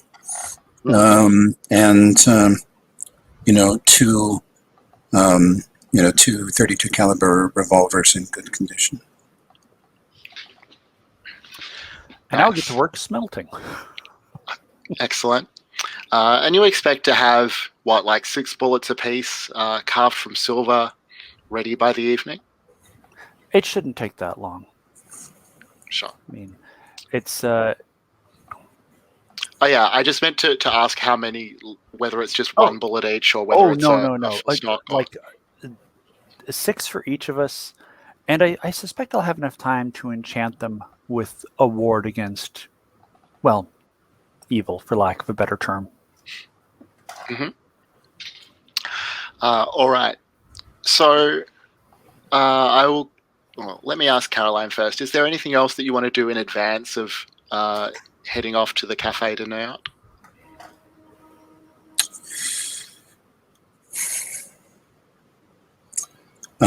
No. Having a pistol was, in fact, it read my mind. So,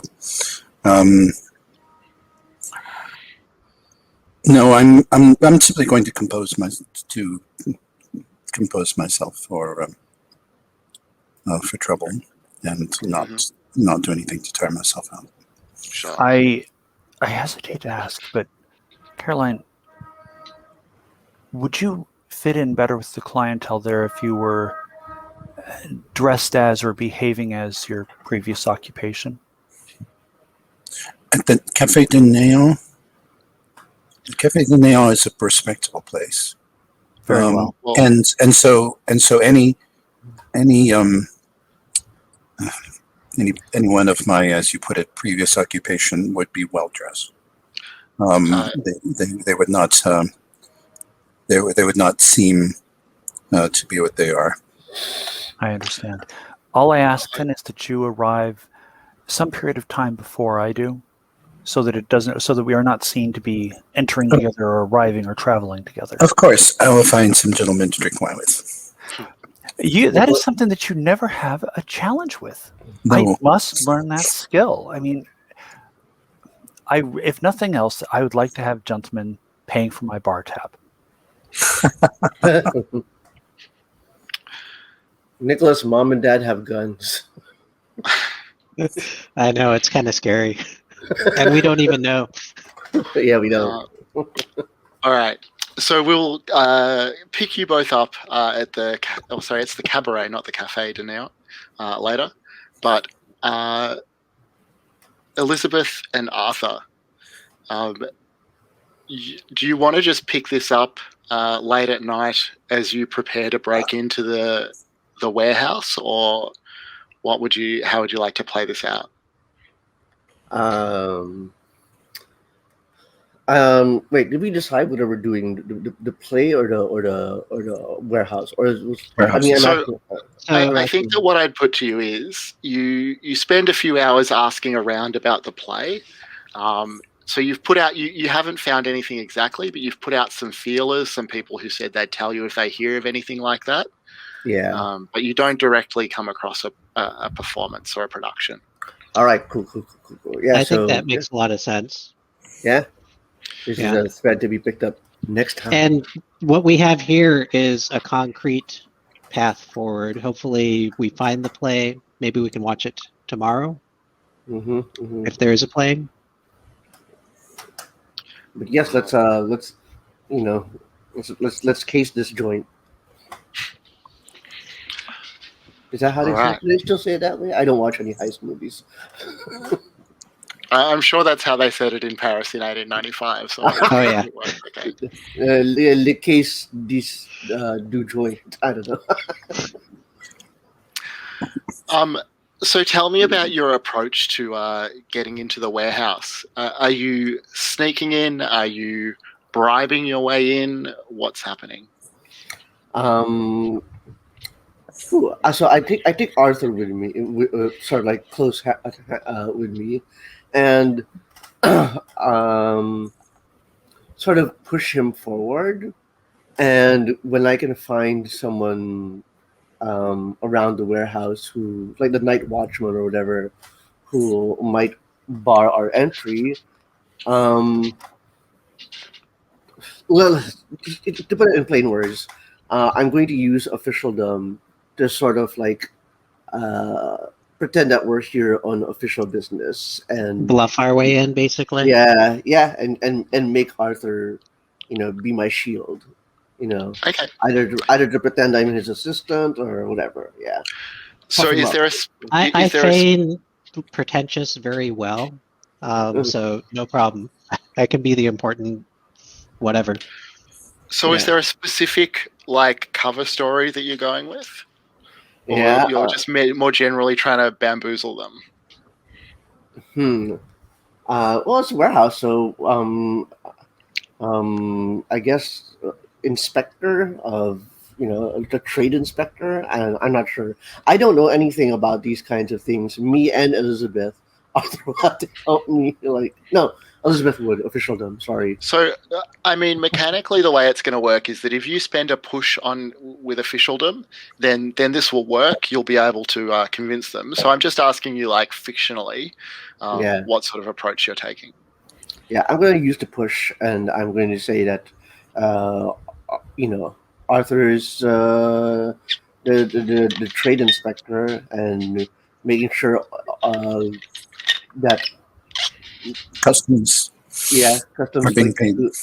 Yeah, and that all packages are being labeled according to standards. And that everything's on this roster that you are carrying. So we prepare a little bit of paperwork, and you're like an accountant or something that's going to tick things off a list. And so I'm the authority, and you're the person with the paper. I dressed down for the occasion, even put on a nice little androgynous hat, cap. Nice. Yeah. Nice. So, I mean, it's a pretty vast warehouse, but you successfully, talk your way in, spend some time hunting down the particular item. But eventually you do find the statue. It is, it looks like marble. And it seems to show a masked figure with a crown, with an sort of enormous and billowing tattered cape, all of it in marble. The cape is also part of the statue, like the marble. Yes. Yeah. I would like to. I assume that it's larger than one could carry out in a hand. Oh yeah, it's taller than a human. All right, so this was maybe 8 feet a room tall, size so. piece, basically. Yeah, I'm gonna take a moment and sketch it with a little human figure next to it for scale. Yeah, that would happen to be me because exactly is staring directly at the statue, just sort of squinting and trying to get a sense of it, taking in all the detail. Almost, she almost like expects the statue to come alive when she's, tries to pierce its gaze. Wearing a crown? It has a crown, yeah. It has a crown. I wonder if there's any relation between this and that king that our friend Camille, well, friend, quote unquote, was talking about. You're on mute. You're muted. Elizabeth puts her ear to like the flattest, to any surface of the statue, any surface of the king that is flattest. hmm Puts her ear against it and begins rapping at the statue to see if it's like hollow or anything. So as soon as your ear touches the statue, you realize that it's not made of marble, even though it appears to be. It feels like you've put your ear to human skin. Oof. Oof. Do you still knock on it? Yeah.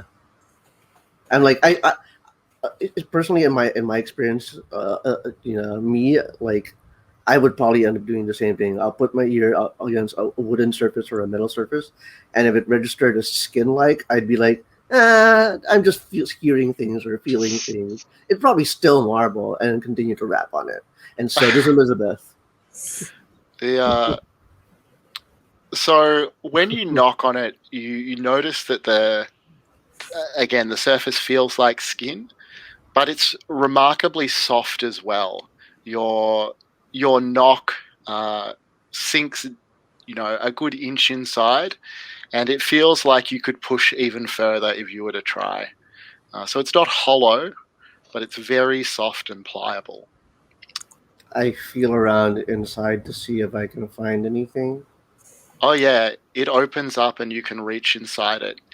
It feels like you're touching the inside of a body, and I will ask you for a composure test here. Okay, all right.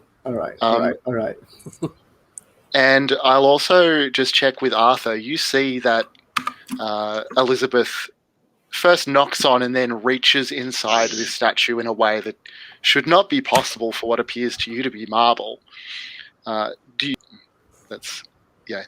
You hold it together, Elizabeth. Arthur, do you also need to make a composure roll? Yeah, I think if I see like the ropes move or a hand go inside of a statue, a composure roll is appropriate. Mm-hmm. Composure. All right, I will spend 2 on that composure roll.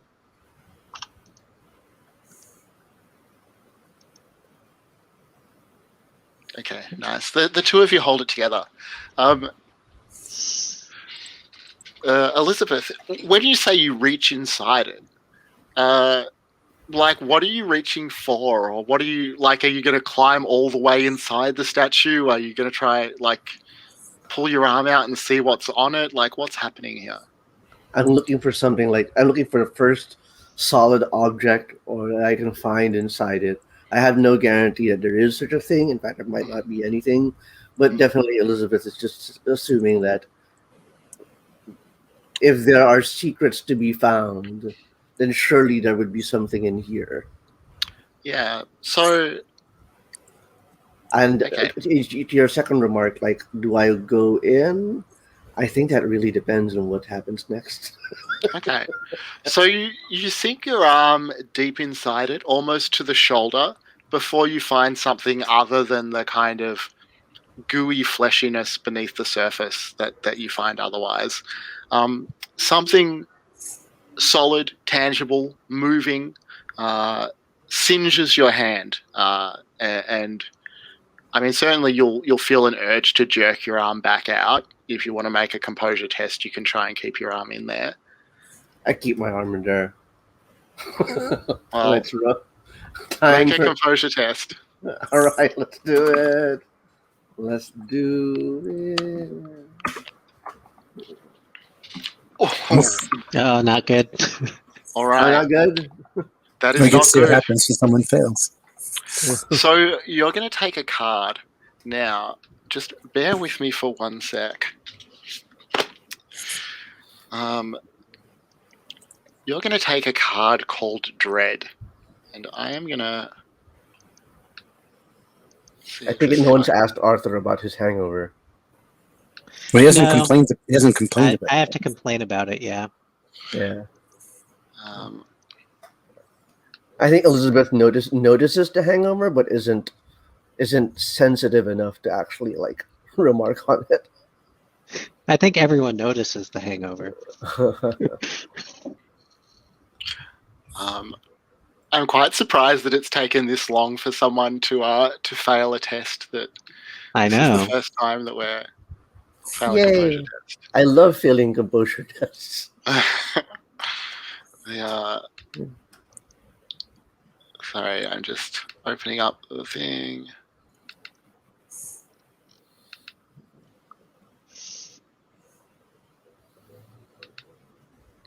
All right, so there's a cards tab on the keeper, and I'm just popping the card that you've taken there. Oops, so I've put it in injury, but it's actually a shock card rather than injury. They're slightly different things. I'll move it between sessions rather than fiddle with it now. But you can see there that you're experiencing dread. You have -1 to presence and focus tests. And thanks for moving it. And to discard it, after any such test, you can roll a die. And if it's an even result, then you will downgrade the card to just unease. All right.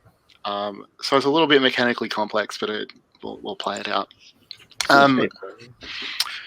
So you also, on failing that test, jerk your arm out of the statue.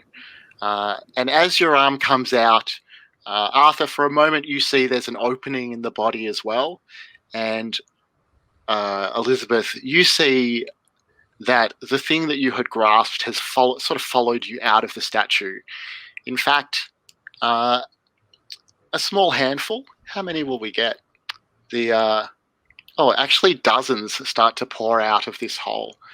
They look a bit like glowing butterflies or moths of some kind. They are swarming towards the two of you, and you have the awful feeling that you're going to have to fight your way out of this situation. But we'll come back to the two of you. I want to pick up at the Cabaret now. So, Caroline, I understand that you've sort of discreetly positioned yourself somewhere with a gentleman where you can observe what happens behind you. Is that right?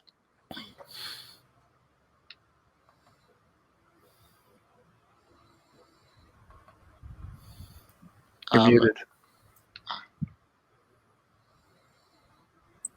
Ideally, several gentlemen. I'll be the center. I'll be the center of attention in some little conversational group. Okay. But in a way that I can turn in any direction and watch Ada out of the corner of my eye without being obvious. Okay. I'm laughing and drinking and doing the things that I do in order to get by. All right. Nice. Can I ask? You do have a compact that Ada claims to have enchanted in some fashion. I do.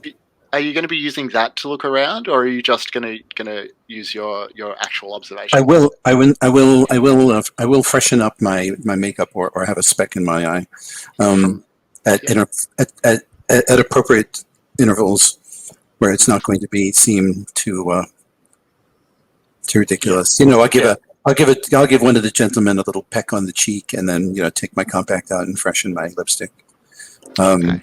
There are many simple ruses to take my compact out. I'm sure you know them all. So I just want to read briefly the description of the Cabaret now from the game, so we have an idea of where we are. Aspiring subjects of the Yellow King will surely congregate at the Cabaret de Néant, or the Cabaret of Nothingness in Montmartre, a few steps from the Moulin Rouge. They sit at coffin tables in its salle d'intoxication, where servers clad as monks and morticians theatrically intone a message of welcoming doom. While sipping cocktails named after diseases from skull-shaped cups, they gaze admiringly at the gargoyles, skeletons, and guillotines decorating the walls. Try the consumption germ. It's creme de menthe. So, a lovely atmosphere. Ada, as you come in... I would like to note, purely for the record,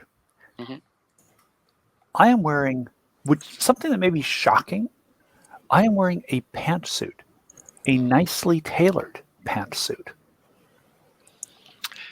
Is that out of the ordinary for you?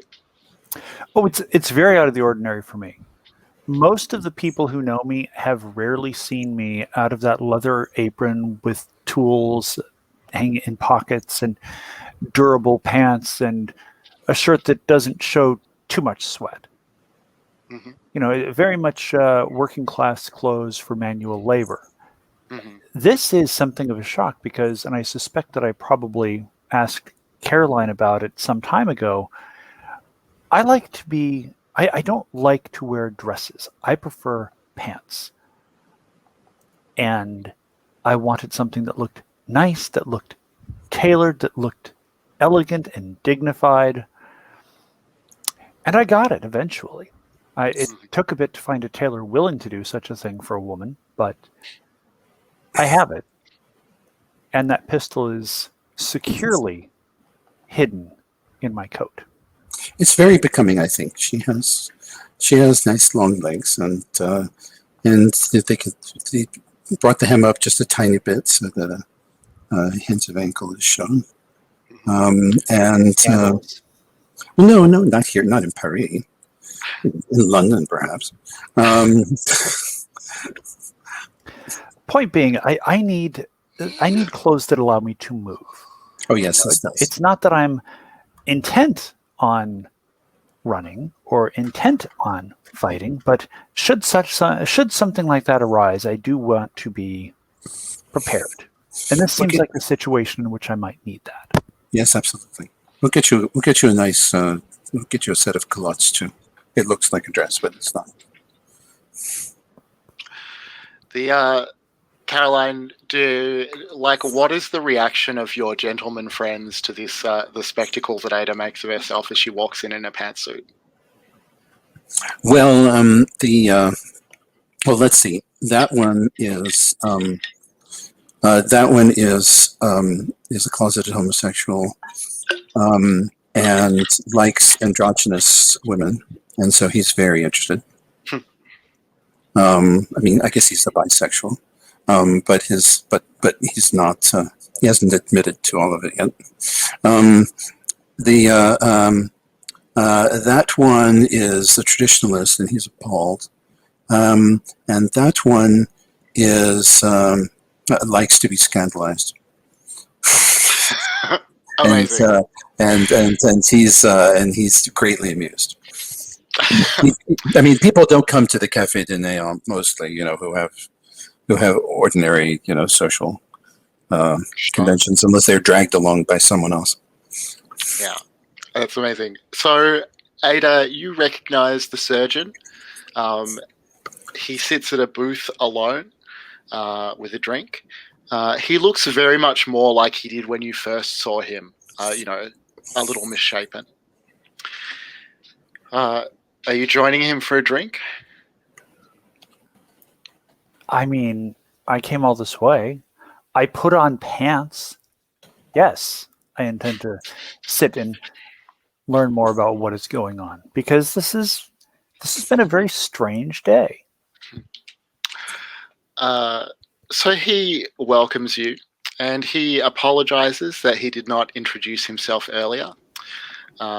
He is pleased to make your acquaintance. And he identifies himself as Mr. Wild, doctor only when I'm at work. Mr. Wild, please, you don't need to apologize. When we met earlier, we were under trying circumstances. Introductions seem to be the least of our concerns. Don't you agree? Certainly not a great concern of mine, I suppose. So, I hope you'll forgive me for being so forward, but why is it that you caper about on the rooftops? That is forward. Why do you have your head turned to the heavens? I must say, given the hours that I work, it's a little difficult not to notice someone running across the rooftops when they're silhouetted in moonlight. I'll have to be more discreet, I suppose, in future. I've been busy. I perform many tasks. Well, as you saw today, I am trying to ease the suffering of those caught up in the great conflicts of our city, of our day. And at night? I continue in that work in a less formal capacity. It isn't only surgery that the city needs. What else does the city need? His face almost glows as he smiles in response. He says, the city needs a real ruler, and soon it will have a true king. I believe we settled the business of true rulers and kings in the 1790s, did we not? I'm with some of the implements on the walls in this very establishment. Human royalty has long been a shadow, a pale reflection of that king whom emperors have served. And soon he will be here directly in his own right. And all of Paris will glory in his presence. But the coming is troubled. And that's what keeps me so busy. I see. And what, pray tell, troubles the coming of this glorious ruler of whom you speak? Well, I'm in the small minds of men, I suppose. Luckily, I'm no man. Indeed, you are not. And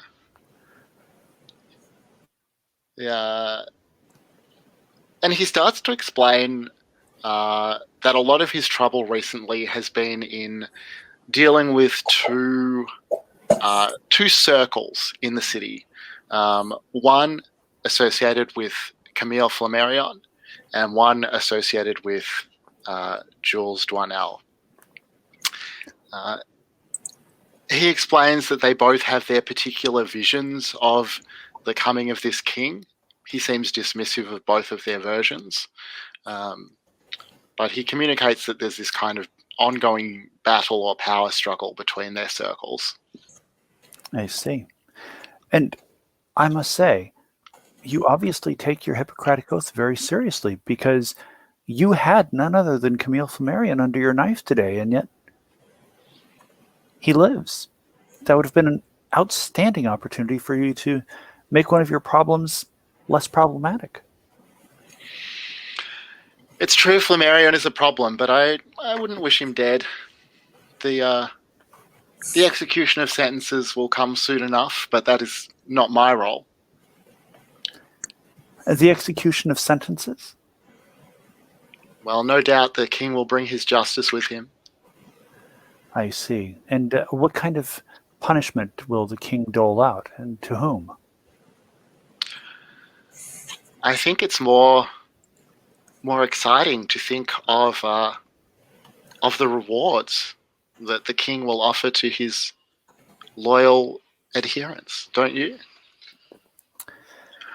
You could be rewarded. No, I generally find that kings have little use for the likes of myself. What would you want if he were to reward you?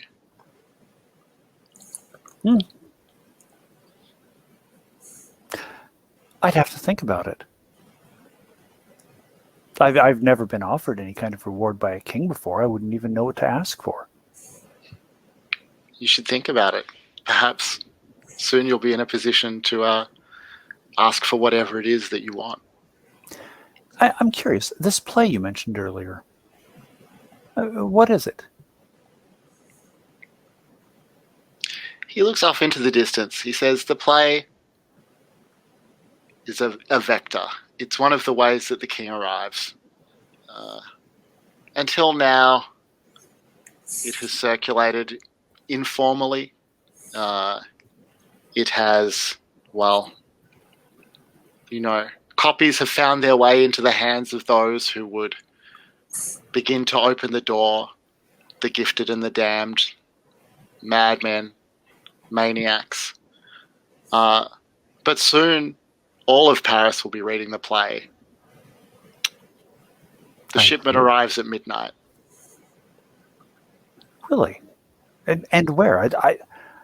I should say, given how you've spoken about it and how Mr. Flammarion has spoken about it, I'd certainly like to be able to get an early copy, or be one of the first to get a copy, I should say. Yeah. He says that he thought you might ask that, and he hands you a folded piece of paper. He says this has the address, the location where the shipment will arrive, the warehouse where the copies will be held, and the distribution networks that it will follow from there. But you needn't trouble yourself. Soon, every bookshop in Paris will be well and truly stocked with his work. I see. And Caroline, while this is going on, you occasionally, cast a glance over. You see this conversation happening. It seems, reasonably sedate. Everything seems pretty okay. However, when you look back with the compact, when you have an opportunity to do so subtly, you see that Ada is alone in the booth. She's talking to someone, but there's no one there with her. Just an empty space. How do you react?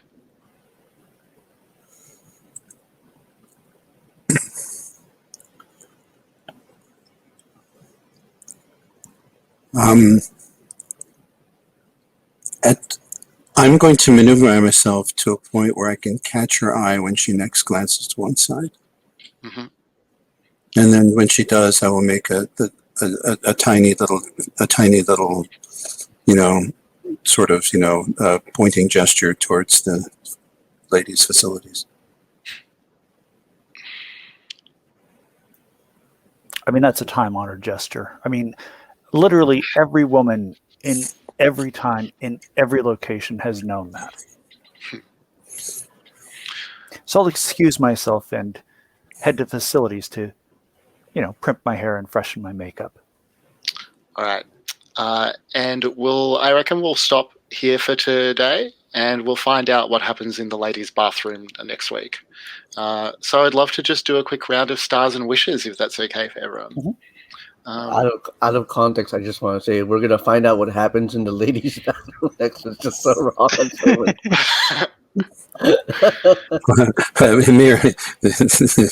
Maybe more significant than you think. I mean, I feel like this is the 1890s Parisian equivalent of it's going down in the DMs.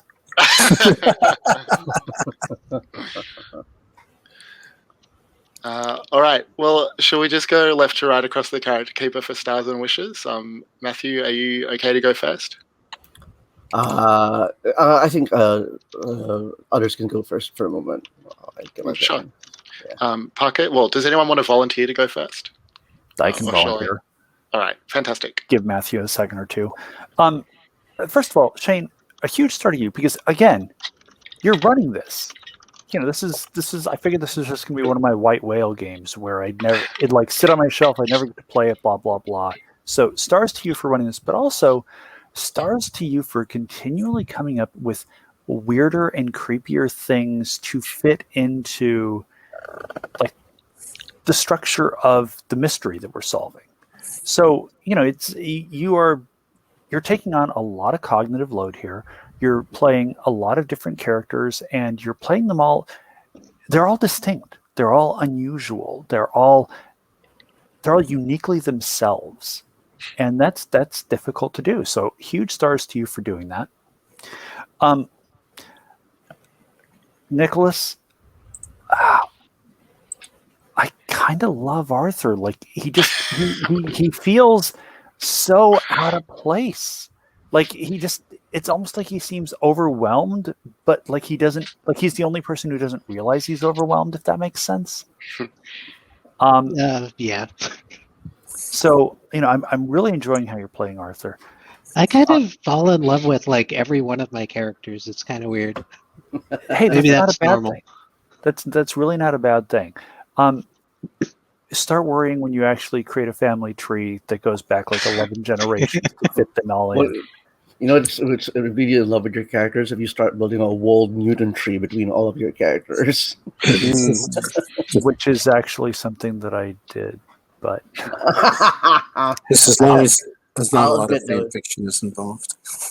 yeah. I'll admit, fuck it, I suspected you would have, and so this was a deliberately targeted attack.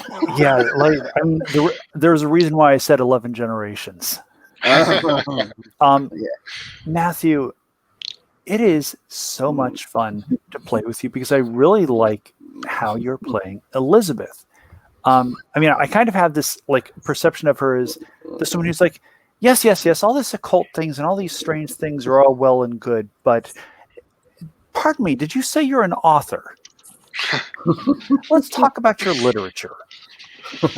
So I'm really enjoying that aspect of Elizabeth's character because Elizabeth's still trying to solve the mysteries and being part of them, but at the same time, it almost feels like, I mean, you said it at the start of the session, and it still feels that way. It's like she's in her gap year. It's like she's off at summer camp. This is dilettante behavior. You know, she's just like kind of traipsing around, like, oh, this is just so droll. You know, so I'm really digging that. Brandon, a lot of fun, like just setting up the whole pistol thing, and you know, I think that I forget if there was Nicholas or Matthew who said it, but it was something like, "Mom and Dad have guns now." Yeah, Yeah, it's like it's like, okay, yes, everybody has their role, everybody has their purpose, and it feels like you and I are kind of looking at this situation. It's like, yeah, we need guns, and Elizabeth's like, I need a publisher, and I was like, I where's this music coming from? Right. Mm-hmm. So, you know, it's interesting because I think you need all of those perceptions and all of those takes in a game to really make it sing. So, you know, stars to everybody. I'm having a blast with this. I'm really enjoying it. Thank you all. Thank you. All right. Stars and wishes. If you don't mind, if I can, yeah. Stars and wishes. Thank you, Shane, for running this game.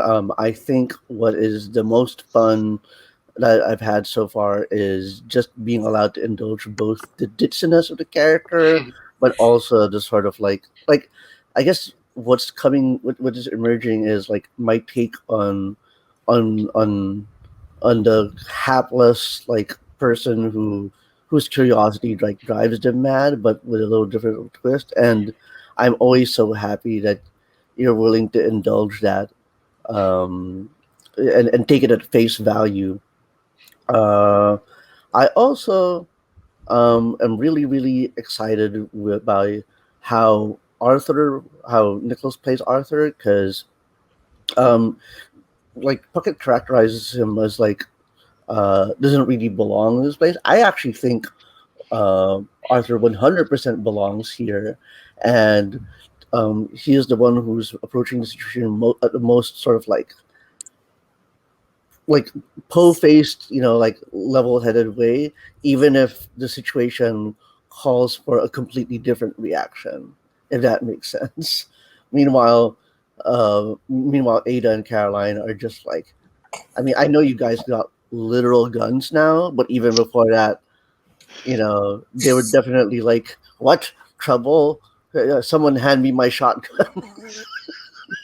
kind of attitude. Yeah, I feel like there's so many more stars right now I can list off, but I don't want to take up everyone's time, and I'm sure some of you other guys will cover that. And if I come up with new stuff that isn't covered, I'll let you know. I do not wish to repeat many of the salient points that have been made. I really enjoy the fact that we have the entire spectrum of caution in this group, and its cousin suspicion, and that it comes from different well springs. Yeah. You know, Ada is is just hard nosed from having come up against society's expectations too many times. whereas whereas Caroline has just experienced too many bad things, and so they're both less phased by some of these things, but for different reasons, and it feels very different. But to have Elizabeth and Arthur there, and what Caroline said about Arthur and his lack of decision, that was a love letter. Because I thought it was beautiful. It's perfectly appropriate that he should be hesitant and he should be cautious and unsure of this and things like that. And it works so wonderfully well, and it adds dimensionality to the party. And don't stop doing it just because they criticize it in character. But especially Shane. This is great. Not only does it have the genre feel of Paris, but this has more of a feel of sort of otherworldly horror than I think any of the many games that I've played in this sort of thing. And a lot of that is because of your skillful use of the distortions of perception as a central theme, and I think the system helps a little bit too, in that you either find something or you don't, kind of thing. It's not a there might be there's chance involved perhaps in whether or not you get hurt doing so, but not so much in whether or if you do something, you're going to find something out. For example, that non-player characters being, relatively speaking, forthcoming with details, that they're all motivated to share the story with you rather than to give it out in tiny little drips and drabs, which is frankly what I've mostly seen, and which is not nearly as much fun for the players. So thank you. Thanks.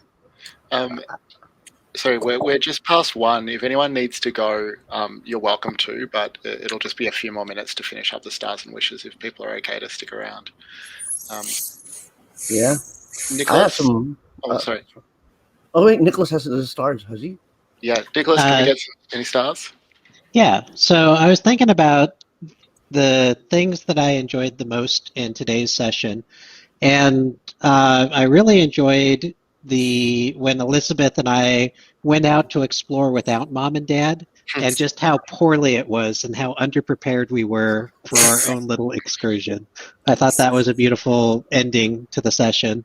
I also really enjoyed, quote unquote, rescuing Caroline from the situation that she found herself in the other apartment.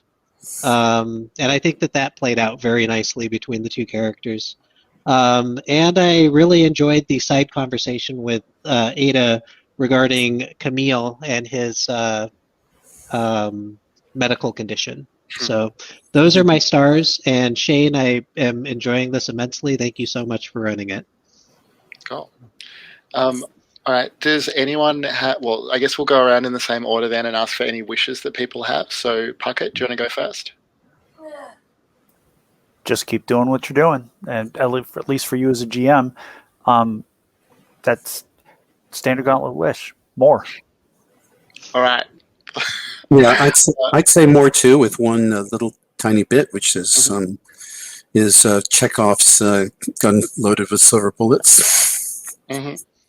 We since Ada's gone to the trouble of having them, we should at least have something to empty them into, whether it works or it doesn't. I'm sure there'll be something for you to shoot silver bullets at soon. But yeah, thanks. Matthew? Yeah, my wishes. First of all, I have a strange wish, which is that I kind of like, I don't know, the more I learn about these characters that we have in front, I kind of want anyone, to like fall in love with Arthur. Maybe I'm objectifying him, but it is not going to be reciprocated. He is going to just. That's why I want. Yeah. That's why I want it to happen. That's the point. Would Arthur be even be aware of it? He would not notice. Exactly. Um, yeah. The other thing for wishes is I want more and more awful things to happen. I'm glad in this. I'm happy in this session that I was able to sort of like understand my own character better and push her towards being insatiably curious. Like it's not even just look for a new publisher, look for a new writer. Kind of situation. It just I think there isn't anything that Elizabeth doesn't want to know, even if she's not a smart person. It's just like, and so I want I want to open every door possible at the next session. Sorry, and I didn't mean that as like a weird shade about the door earlier in the session. I mean metaphorical doors. Mhm. Yeah.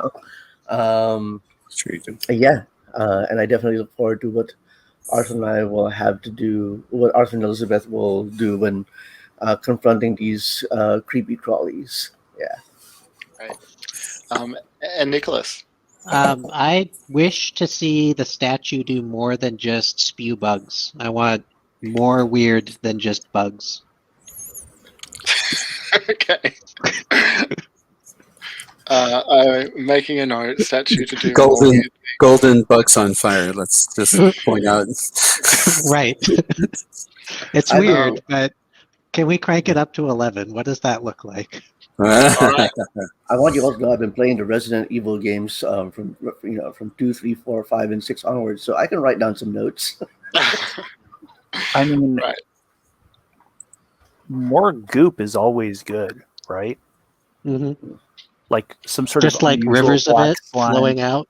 Like if it was black mold but kind of liquefied into a gel-like substance. Great. Love this. Basically, just think of anything that you really don't want to see coming out of a pipe, and just do that. or things going inside a thing. Don't forget that. It could just start sucking like all light into it, and all we see is blackness away from it. I don't know. Weird stuff. Oh, there is something that Shane teased that does capture my interest, which is she mentioned something about how the architecture doesn't make sense in that adjacent room, and like that, in addition to creepy, crawly, icky stuff, I do like the idea of more spaces that challenge our brains to I like get a that. Yeah. grasp of them. Yeah. I'll add that as a wish as well. All right. Yeah. Cool. More mind-bending spaces. Yeah. Okay. That's so much to work with. Thank you very much, everyone. I also had a great time today and am excited for next week. I'll just stop the recording.